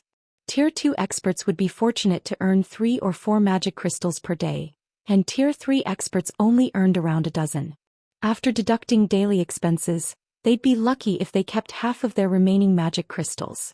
With how the Starlight Fortress operated, Tier 2 experts had no hope of setting up a base within the fortress. Are the fortress's managers insane? Their greed for magic crystals certainly is. It's already obvious that no one on the continent has a chance of taking the fortress. The fortress can slowly develop and grow without worry, and yet they're chasing people away. I can't wait to see how they'll survive against the demonic creature armies. The situation even stunned the various superpowers. They couldn't fathom what Shi Feng and the others were thinking. If they had so many magic crystals to spare, they might as well spend them in the Divine Colosseum's trial tower. Moreover, players could afford a luxury meal which would help them recover from exhaustion far faster than within a mana-dense environment, with 20 silver to spend. In truth, the pricing had left McCaffrey speechless when he had heard it, but Shi Feng had insisted that the fortress would only conduct business using magic crystals. So he couldn't do anything about it. The Starlight Fortress belonged entirely to Zero Wing after all. Divine Tribe was only helping manage it. While some powers and players left in a huff, a 500-man team watched the events unfold from a short distance away from the main gate. "Are we still going in, Commander?" a ruthless level 106 man asked the robust man in leather armor next to him. Read latest chapters at Wuxia World. The robust man was Crow, the Stormheart Adventurer Team's commander. "Of course. We might as well take a look since we're here," Crow said, gritting his teeth. The 20 silver entrance fee wasn't a major concern for Stormheart, but the fact that the fortress's basic amenities cost magic crystals wasn't something Stormheart could afford to play with. But Crow's curiosity was too strong to ignore. Thus he decided to go in and look around. At worst, they'd have paid the entrance fee for nothing. Having given his answer, Crow led his team toward the Starlight Fortress's front gate. Chapter 2482 Mana changes. Once Stormheart's members paid the exorbitant entrance fee, they carefully walked through the front gate under Auerbeck's watchful eye. What? Some players are actually willing to pay such a fraudulent fee. Maybe they've decided to do some sightseeing since they've already gone to the effort of reaching the fortress. The players that had been preparing to leave the area watched Crow and his team with contempt as they entered the Starlight Fortress. A 20 silver entrance fee was unheard of on the Western continent. With 20 silver, a player could fully repair their weapons and equipment in an NPC city. Some Tier 2 players only made that much after a full day of grinding. Yet Stormheart's members were investing so much money just to sightsee or experience the fortress's mana-dense environment. Moreover, they could only spend one day in the fortress. They were foolish to waste their money like that. After spending a moment to ridicule Stormheart, the surrounding players packed up and left. It wasn't long before 90% of the players around the Starlight Fortress left the area. Now less than 10,000 players remained in line at the front gate. They've already secured their hold on the Starlight Fortress, yet they're chasing away customers. We won't have to lift a finger to ensure the fortress's demise. They want to charge magic crystals for all basic expenditures made inside the fortress? They certainly know how to dream. How foolish. Do they really think they can squeeze players for all they've got just because the Starlight Fortress is the only open fortress in Star Valley? The various superpowers' upper echelons couldn't help but laugh when they saw how few players were willing to enter the Starlight Fortress. They had been afraid that the fortress would make some bold move to widen the gap between them, but it seemed their concerns had been meaningless. 20 silver to enter a fortress was a high price to pay, but many expert players could tolerate the cost. With the resources available in Star Valley and the Starlight Fortress's benefits, they could easily earn back the coins and more. However, the Starlight Fortress had crossed the line by charging magic crystals for its basic services. On the Western continent, magic crystals were players' foundation. Without magic crystals for their combat runes, players' combat power would decrease significantly.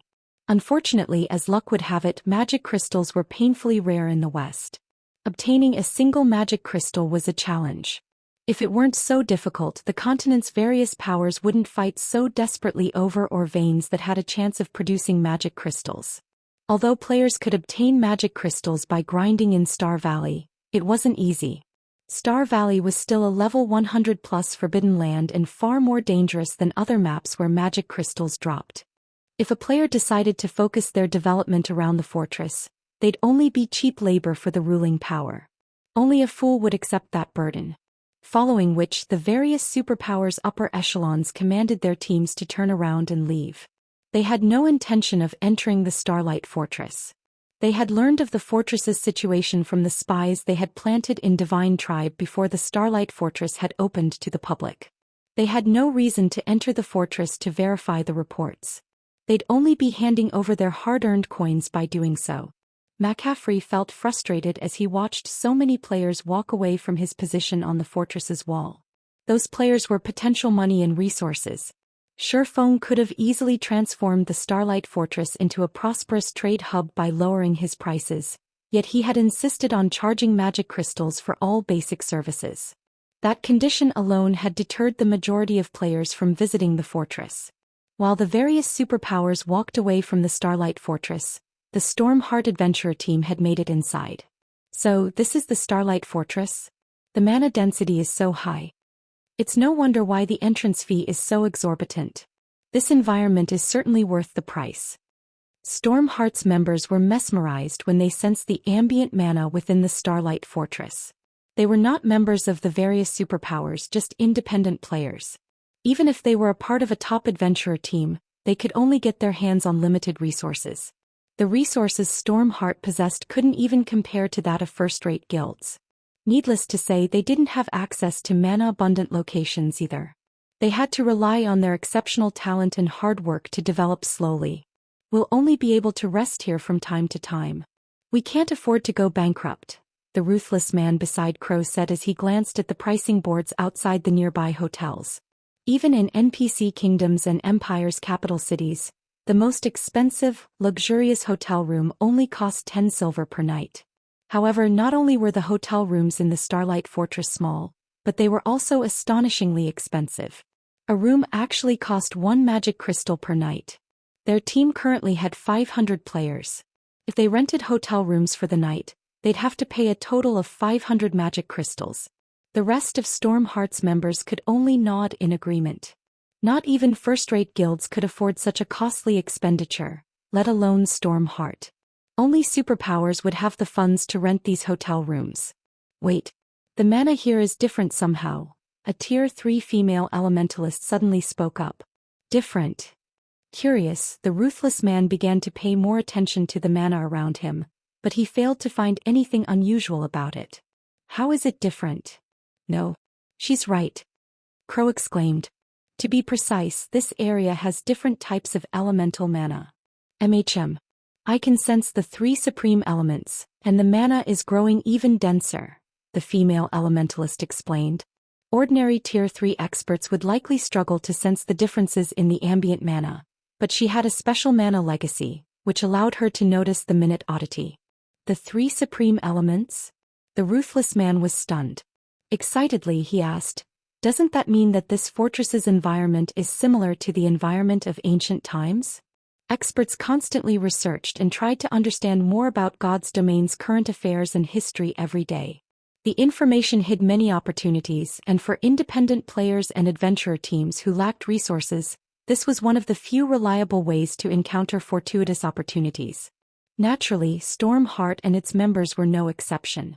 In fact, their knowledge of God's domain was vast, especially regarding the ancient area when gods had still roamed the land. The ancient era had been the peak of God's domain. Humankind had been far more powerful then. Ancient human civilizations had developed their individual strength and technology to unbelievable levels. Read latest chapters at Wuxia World. In comparison, current humans hit their limit after reaching Tier 5. Moreover, most Tier 5 powerhouses nowadays were far weaker than those of the past. The biggest difference between the past and the present was the composition of ambient mana. During ancient times, ambient mana had been composed of all 7 elements, but now, it only included the 4 major elements. The remaining 3 supreme elements could only be found in certain locations and in almost negligible amounts. This was why God's domain's creatures couldn't fully comprehend and control mana, which made it harder to reach new tiers. And yet, within the Starlight Fortress, the 3 supreme elements had gathered, creating an environment reminiscent of ancient times. This was a heaven-defying opportunity. Chapter 2483, Hidden Madness. As soon as the ruthless man finished speaking, excitement flashed in his Tier 3 comrade's eyes. If the Starlight Fortress's environment were reminiscent of ancient times, consisting of all 7 elements, it would be a true paradise for players. Not only would players have a much easier time controlling mana in such an environment, but it would also help them unlock their mana bodies. After giving the matter some thought, Crow turned to the Tier 3 female elementalist beside him and said, Rose, return to headquarters and gather all of the magic crystals we have. Send someone to ask around about renting a hotel here as well. We'll be using it as Stormheart's temporary base. From now on, Stormheart's Tier 3 members will develop out of the Starlight Fortress. Although living in the Starlight Fortress was costly, if the benefits allowed one to improve their mana control and unlock their mana body's potential with ease, it was worth the price. It would even be worthwhile if the adventurer team had to invest every magic crystal it had earned thus far and would earn in the future. Levels weren't the top priority for Tier 3 players right now. Rather, unlocking their mana body's full potential was far more important. A Tier 3 player could only exhibit the true strength of Tier 3 once they did so. Residing in the Starlight Fortress would accelerate the process of unlocking their mana bodies, which was a unique, massive benefit. The rest of God's Domain's players hadn't realized this yet, which gave Stormheart the opportunity to establish a base in the fortress. If they waited until the various guilds noticed, finding a place and developing in the Starlight Fortress would become far more difficult for the adventurer team. In terms of money and resources, Stormheart wasn't even a match for first-rate guilds, much less superpowers. Understood. I'll have someone look into it immediately. The female elementalist in blue, Ice Rose, replied before breaking away from the rest of the group. While Stormheart secretly took action, other Tier 3 independent players, who had entered the fortress and were particularly sensitive to mana, did the same. For a time, something strange took place within the nearly empty Starlight Fortress. Despite barely any players visiting the fortress, its hotels were booked one after another. Moreover, all of the rooms were rented long-term, stunning the ignorant visiting players and McCaffrey. Players could earn a 10% discount when renting hotel rooms long-term, but they'd have to reserve the room for a minimum of 10 days. This meant that players had to pay 9 magic crystals per room, with each day normally costing 1 magic crystal. Including the fact that all of the fortress's basic amenities cost magic crystals, the cost was even extravagant to Tier 3 experts. Regardless, nearly 100 players had rented rooms in the Starlight Fortress long-term. Some players had even rented out an entire hotel. As a result, the fortress had earned nearly 5,000 magic crystals in less than an hour after its grand opening, and the crystals continued to roll in. Meanwhile, inside the Star Tomb, Shi Feng and his team ventured farther into the Star Tomb, and the Hell Legion faced one bitter battle after another. Even Tier 3 experts struggled to move within the regional dungeon, their mobility reduced to that of Tier 1 players. Fortunately, their basic attributes hadn't been affected. The reduced mobility had, however, considerably limited everyone's individual combat power. In the outside world, every member of the Hell Legion could solo a level 105 Great Lord, but in the Star Tomb they could barely defeat a level 105 High Lord. The Earthen Giants in the regional dungeon's outer region typically moved in groups consisting of several hundred, with each having at least 100 Great Lords. These small armies were an extraordinary challenge for the Hell Legion.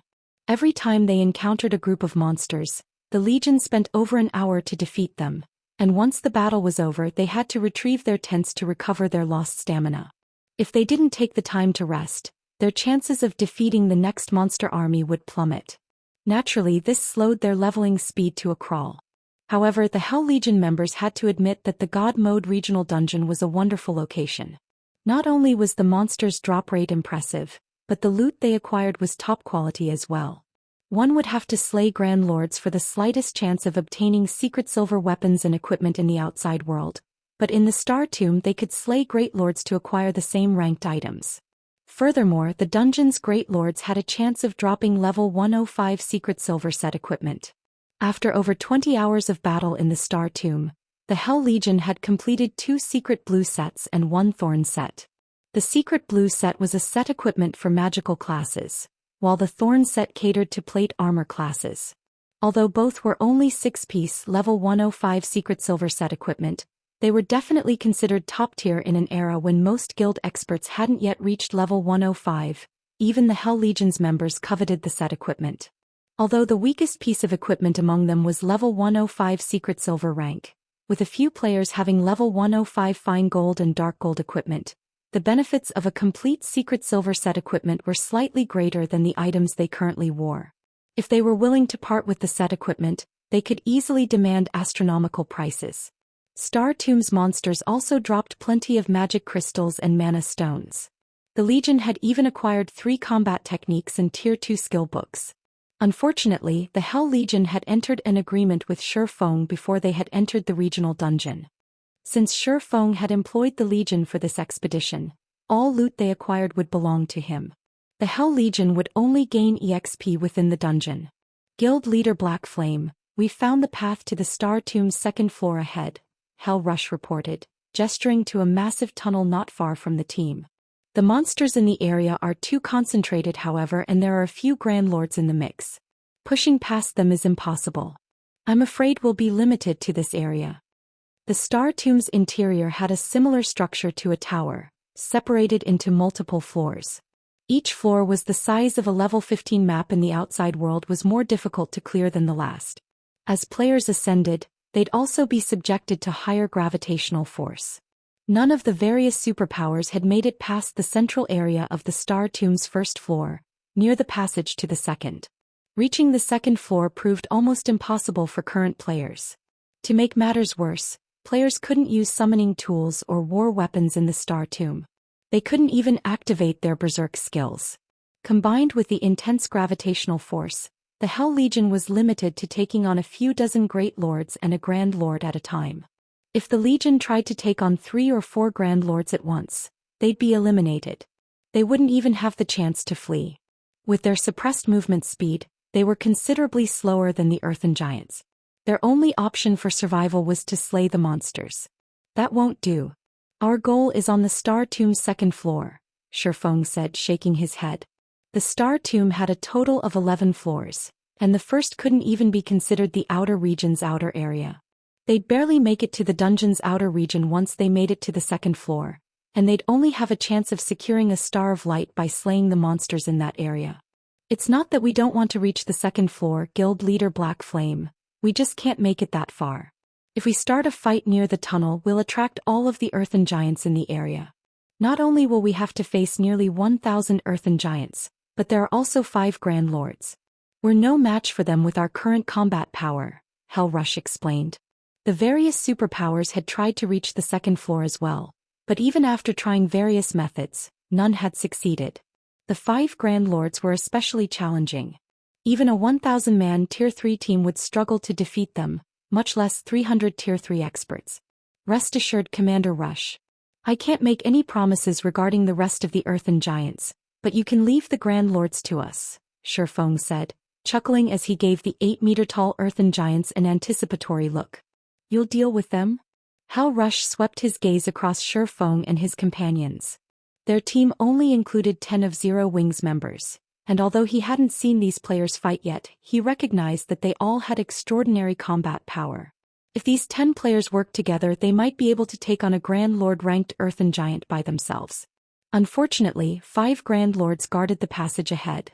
No matter how Hell Rush thought about the idea, it seemed like a joke. That's right.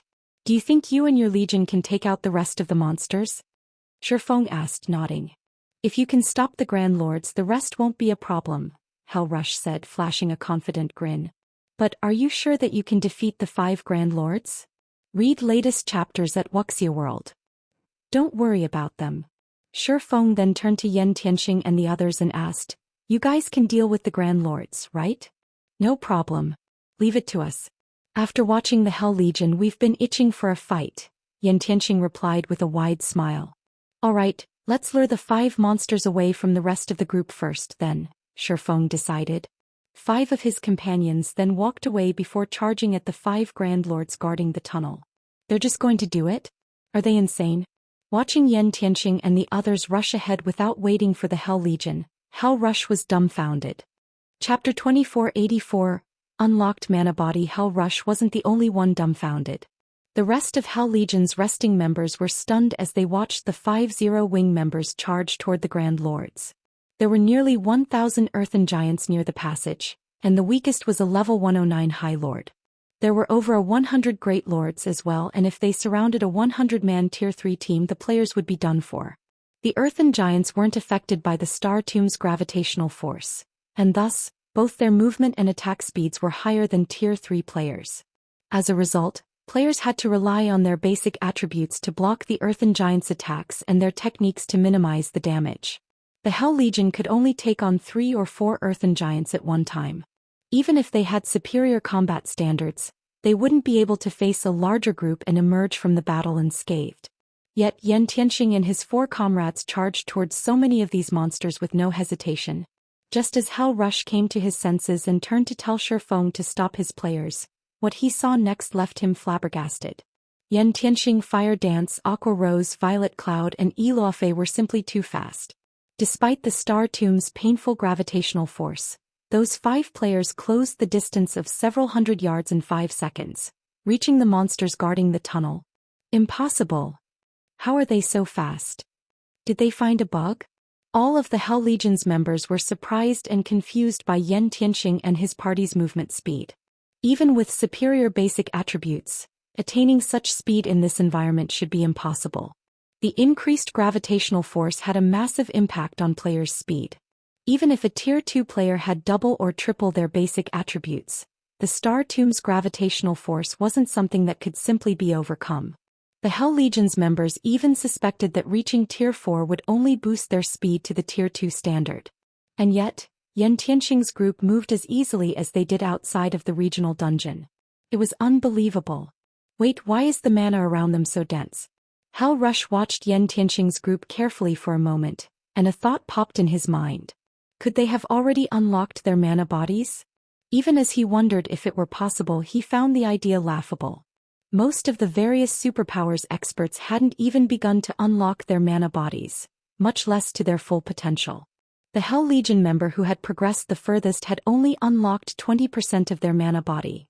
they still had a long road ahead to reach 100%.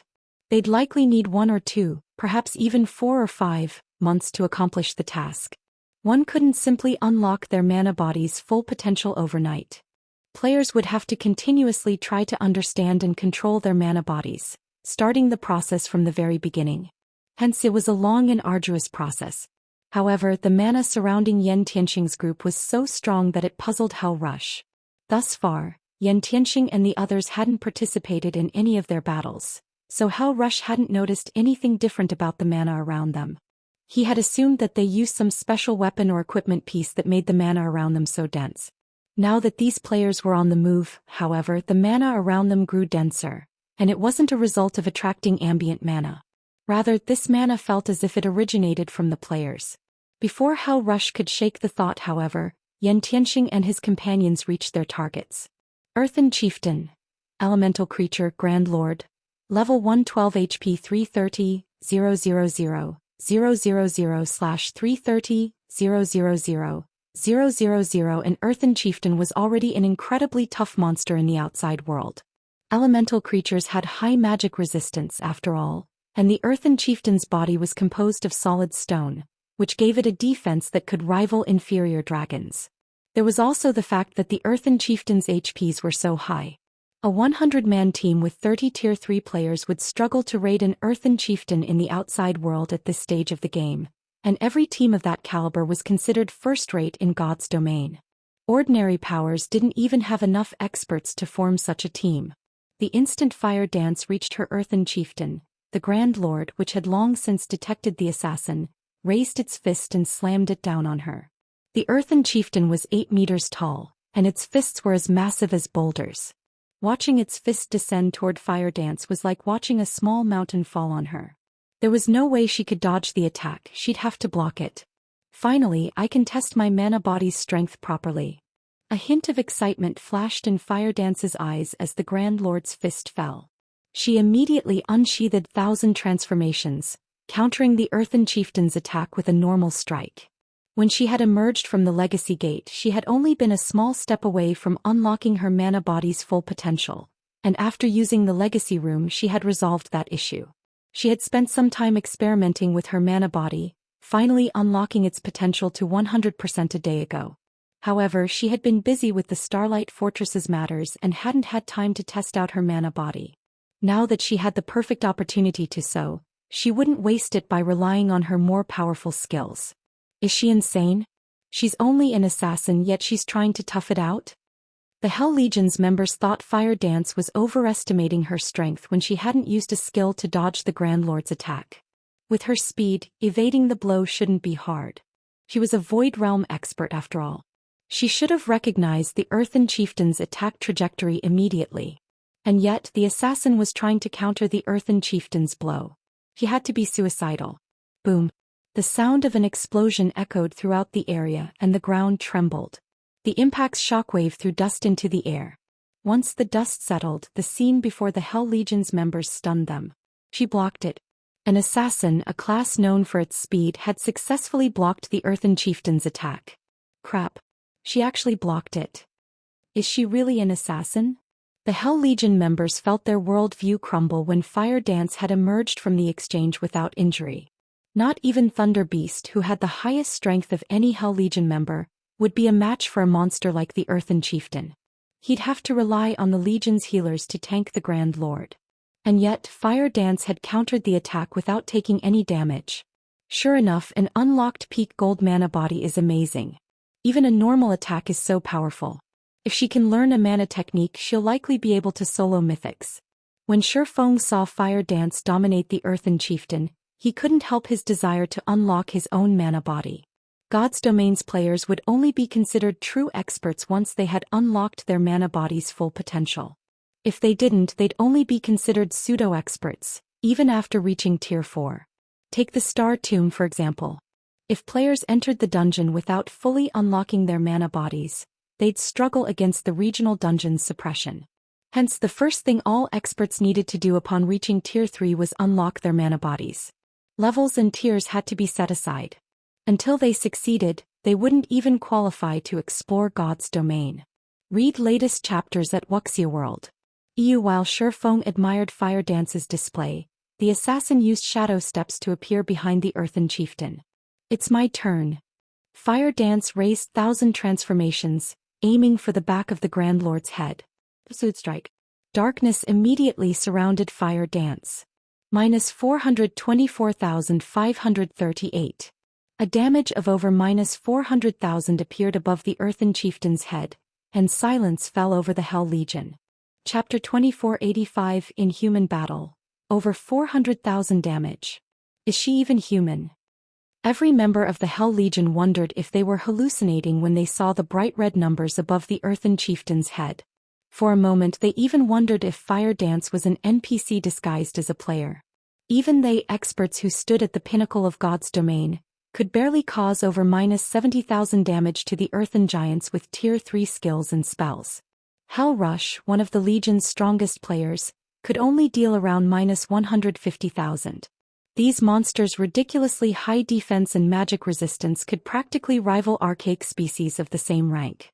And yet they had just watched a Tier 3 assassin deal over -400,000 damage to the Grand Lord-ranked Earthen Chieftain, and she had only used a Tier 2 skill.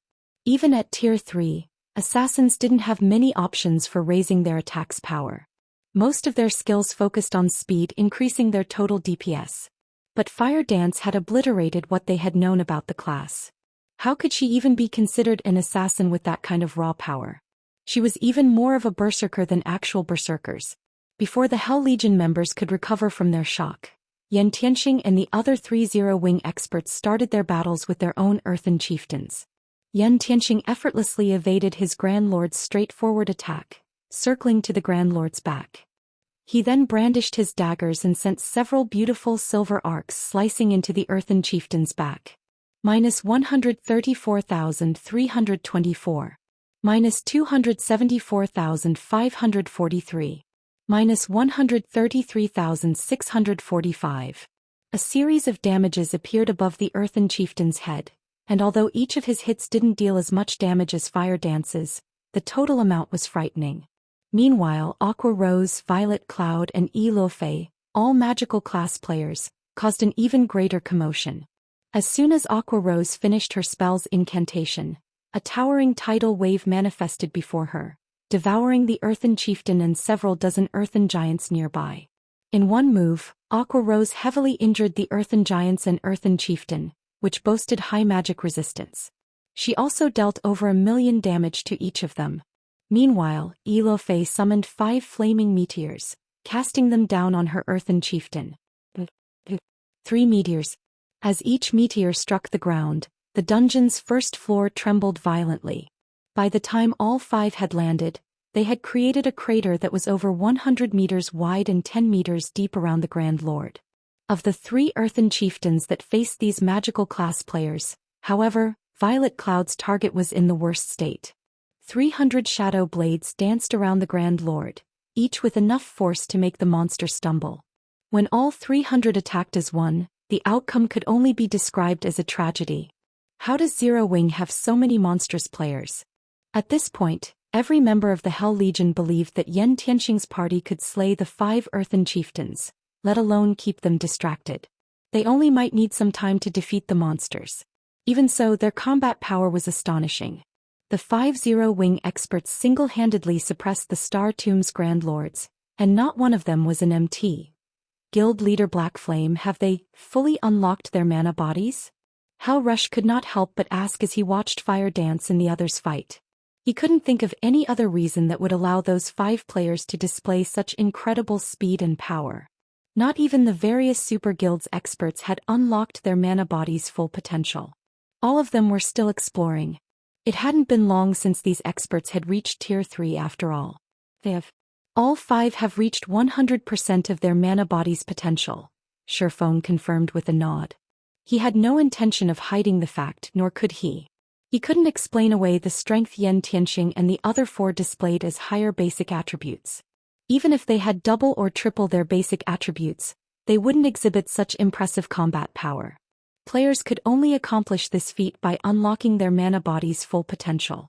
It was a pity that Shadow Sword, Cola, Turtle Dove, and Alluring Summer hadn't progressed this far yet. Even Alluring Summer had only unlocked 98% of her potential. If she had been able to bridge that final gap, their team would have had a much easier time exploring the Star Tomb. All 5 of them have fully unlocked their mana bodies? Hal Rush and the vice commanders around him gasped when they heard Shi Feng's answer. They had suspected this might be the case, but they couldn't help their astonishment when Shi Feng had confirmed it. Even the strongest player in Netherworld Empire had only unlocked 20% of their mana body's potential.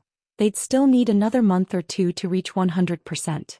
They would still need at least 1 or 2 months to reach 100% potential. Yet, Zero Wing, a guild that had started from nothing in God's domain and wasn't supported by any major corporation, had nurtured 5 experts with fully unlocked mana bodies. It was unbelievable. Would you be willing to offer some guidance regarding mana bodies, Guild Leader Black Flame? If you are, I can represent my guild in offering to garrison 50,000 experts in the Starlight Fortress long-term.